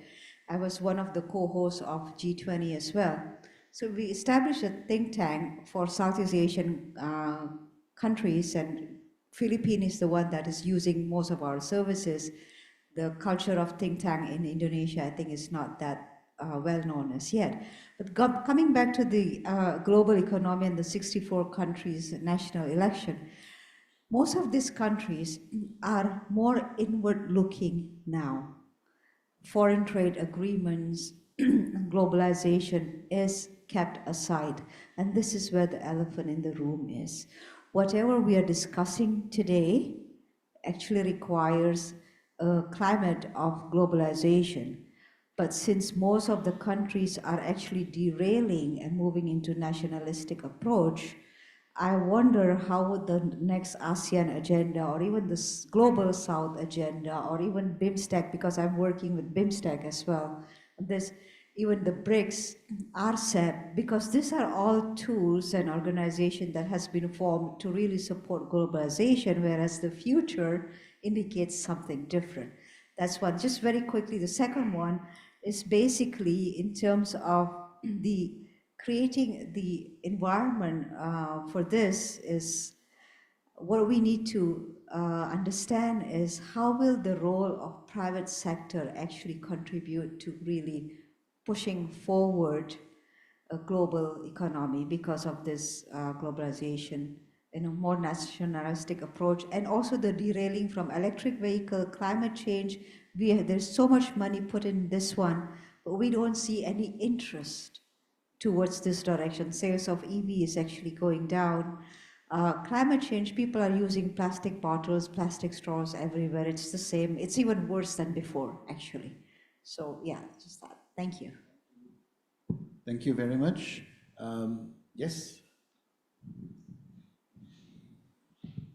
Thank you. My name is Emilia from BRIN. I have a question for Pak Yose Rizal Damuri, Ibu Anita Prakash, and Ibu Riatu. What is exactly the idea of transforming ASEAN into inclusive growth here? I just want to have more explanation. Thank you. Okay, thank you very much. We had a gentleman here, yes? My name is Ibrahim Masakoy from Indonesia International Islamic University. I'm from the Faculty of Economics and Business. My concern is, of course, it is clear in the literature based on the cause-net hypothesis that in the early stages of growth, inequality is possible, and as we move on in the growth and development structure, we get to reduce the inequality. What is a bit not clear is also in the same vein, we can also compare the sustainable growth path with the cause-net environmental curve, which also posits that in the early growth stages, environmental problems set in, and as we move up the ladder with increasing income, there is environmental remediation. But if you look at the Asian cases, we have countries with different growth and development level in Asia, and also the measure of sustainability is not as straightforward or as harmonized as inclusive growth. How do we consider the development and growth stages of the different countries in ensuring or in setting up an agenda for sustainable growth in the Asian countries? Thank you very much. Maybe one last remark we had, I think, if I'm not mistaken. Yep. All right, thank you very much. My name is Nabila Hasri, and I'm a postgraduate student from Columbia University in the United States. I actually have a question regarding ASEAN's growing irrelevance, especially when it comes to the issue of the conflict in South China Sea. I noticed that this topic hasn't been discussed enough, and I'm here to highlight the very problem, since this security issue is among the most urgent of all of ASEAN countries. As we are all aware, there have been ASEAN skepticists and experts alike criticizing ASEAN as an institution due to its incapability in solving the conflict in question. As everyone understands, policy making in ASEAN is based heavily on consensus, whereby ASEAN values also emphasize the principle of non-intervention, making it challenging for member countries that are victims of Chinese provocations to take further steps. Consensus to take a firmer, and China is increasingly difficult to achieve as well as free ASEAN member countries, namely Laos, Myanmar, and Cambodia, been known to China's long-lasting vehement supporters. So concerning sustainability and inclusive growth, just as the topic of this very discussion, it is also obvious that China's increasing influence in the region is threatening. For example, there are many giant clams in South China Sea being fished that leads to the destruction of reefs. So there are also many other examples of environmentally destructive activities that people or corporations from China do within the territory of ASEAN.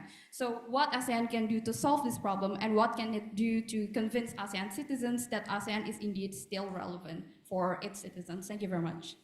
Thank you very much. So thank you for the different sets of questions.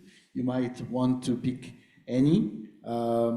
Inclusive growth, definition, inwards or outwards looking, inequalities and definitions of sustainability, relevance or irrelevance of the ASEAN format in front of a number of challenges.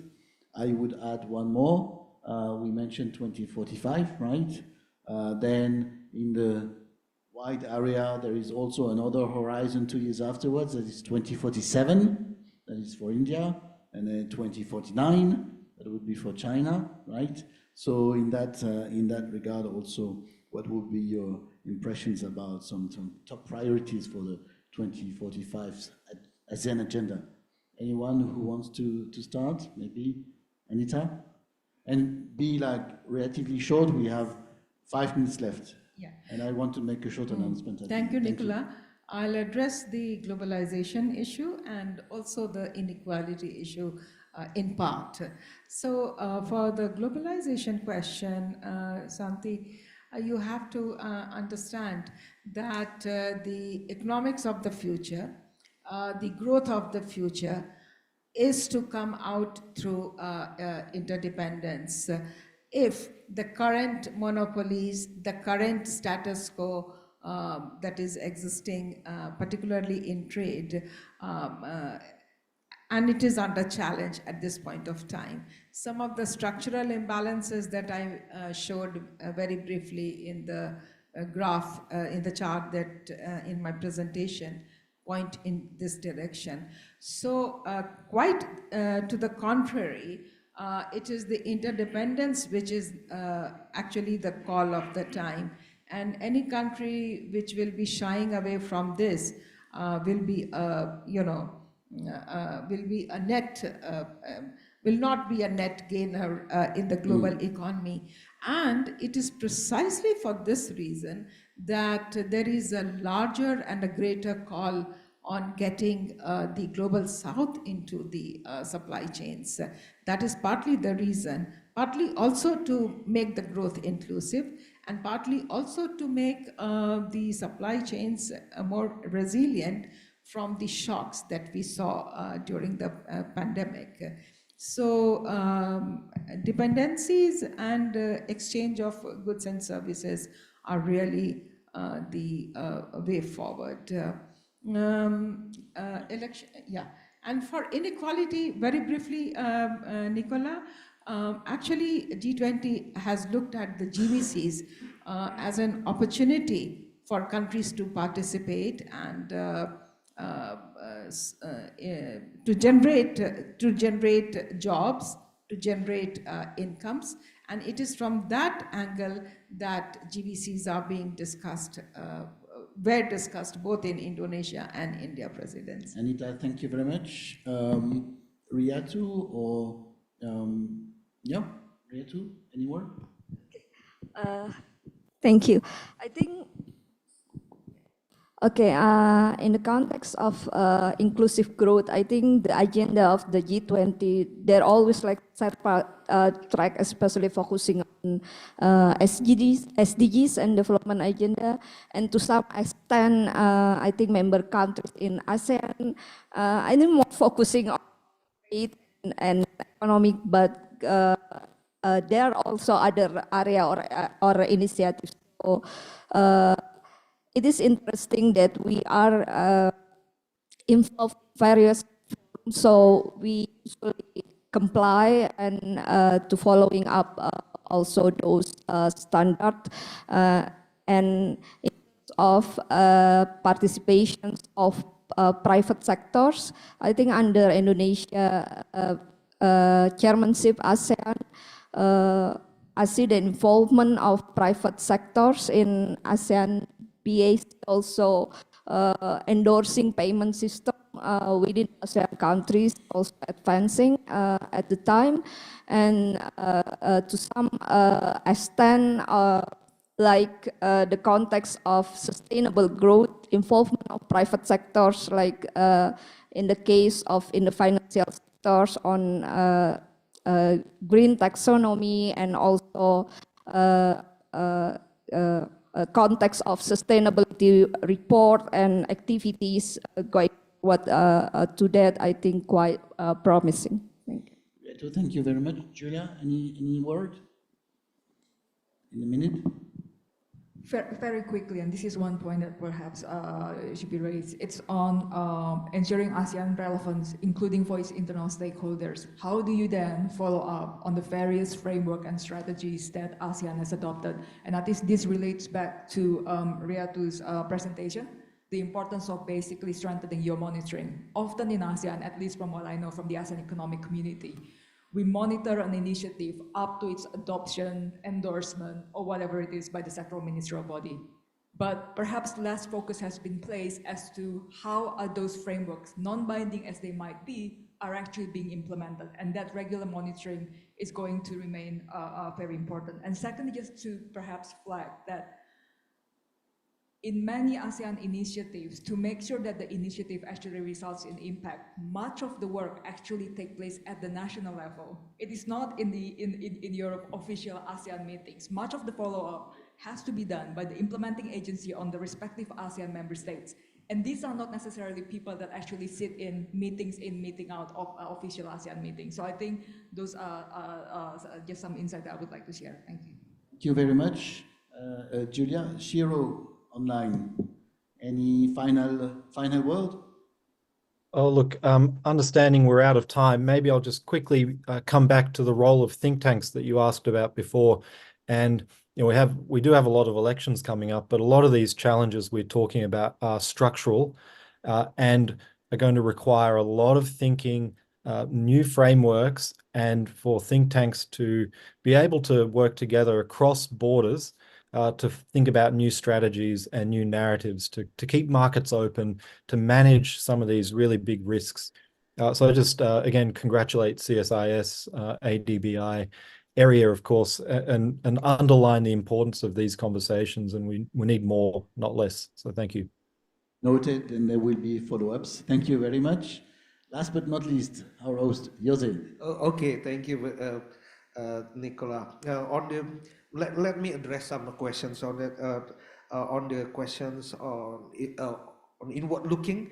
I think, yeah, it's the attitude of if everybody does that, why not us? Always common. But I think for ASEAN, it's still very important for ASEAN to champion the openness and open economy, and as I mentioned several times, open regionalisms in this region. And it has to, ASEAN need to do that, need to promote it with other like-minded countries. We do have Japan, for example, that would be willing to promote the openness. We do have Australia. We do have other partners in the regions that can promote this kind of attitude in order to promote, in order to support the and maintain openness in this region, but also send a message to the world. On ASEAN relevance, especially in the political arena, I think all those ASEAN's achievements during the last 55 years cannot be done without having political stability in this region. Remember that 55 years ago, 56 years ago, this region is pretty much the very hotbed of conflicts between Indonesia and Malaysia and Thailand, as well as with other countries in the region. But ASEAN managed to keep the stability, political stability and peace for the last 55 years. Of course, it needs to be to do more in dealing with the issues, with the geopolitical tensions, and that's why what we have been discussing today, this morning, on the South China Sea issues.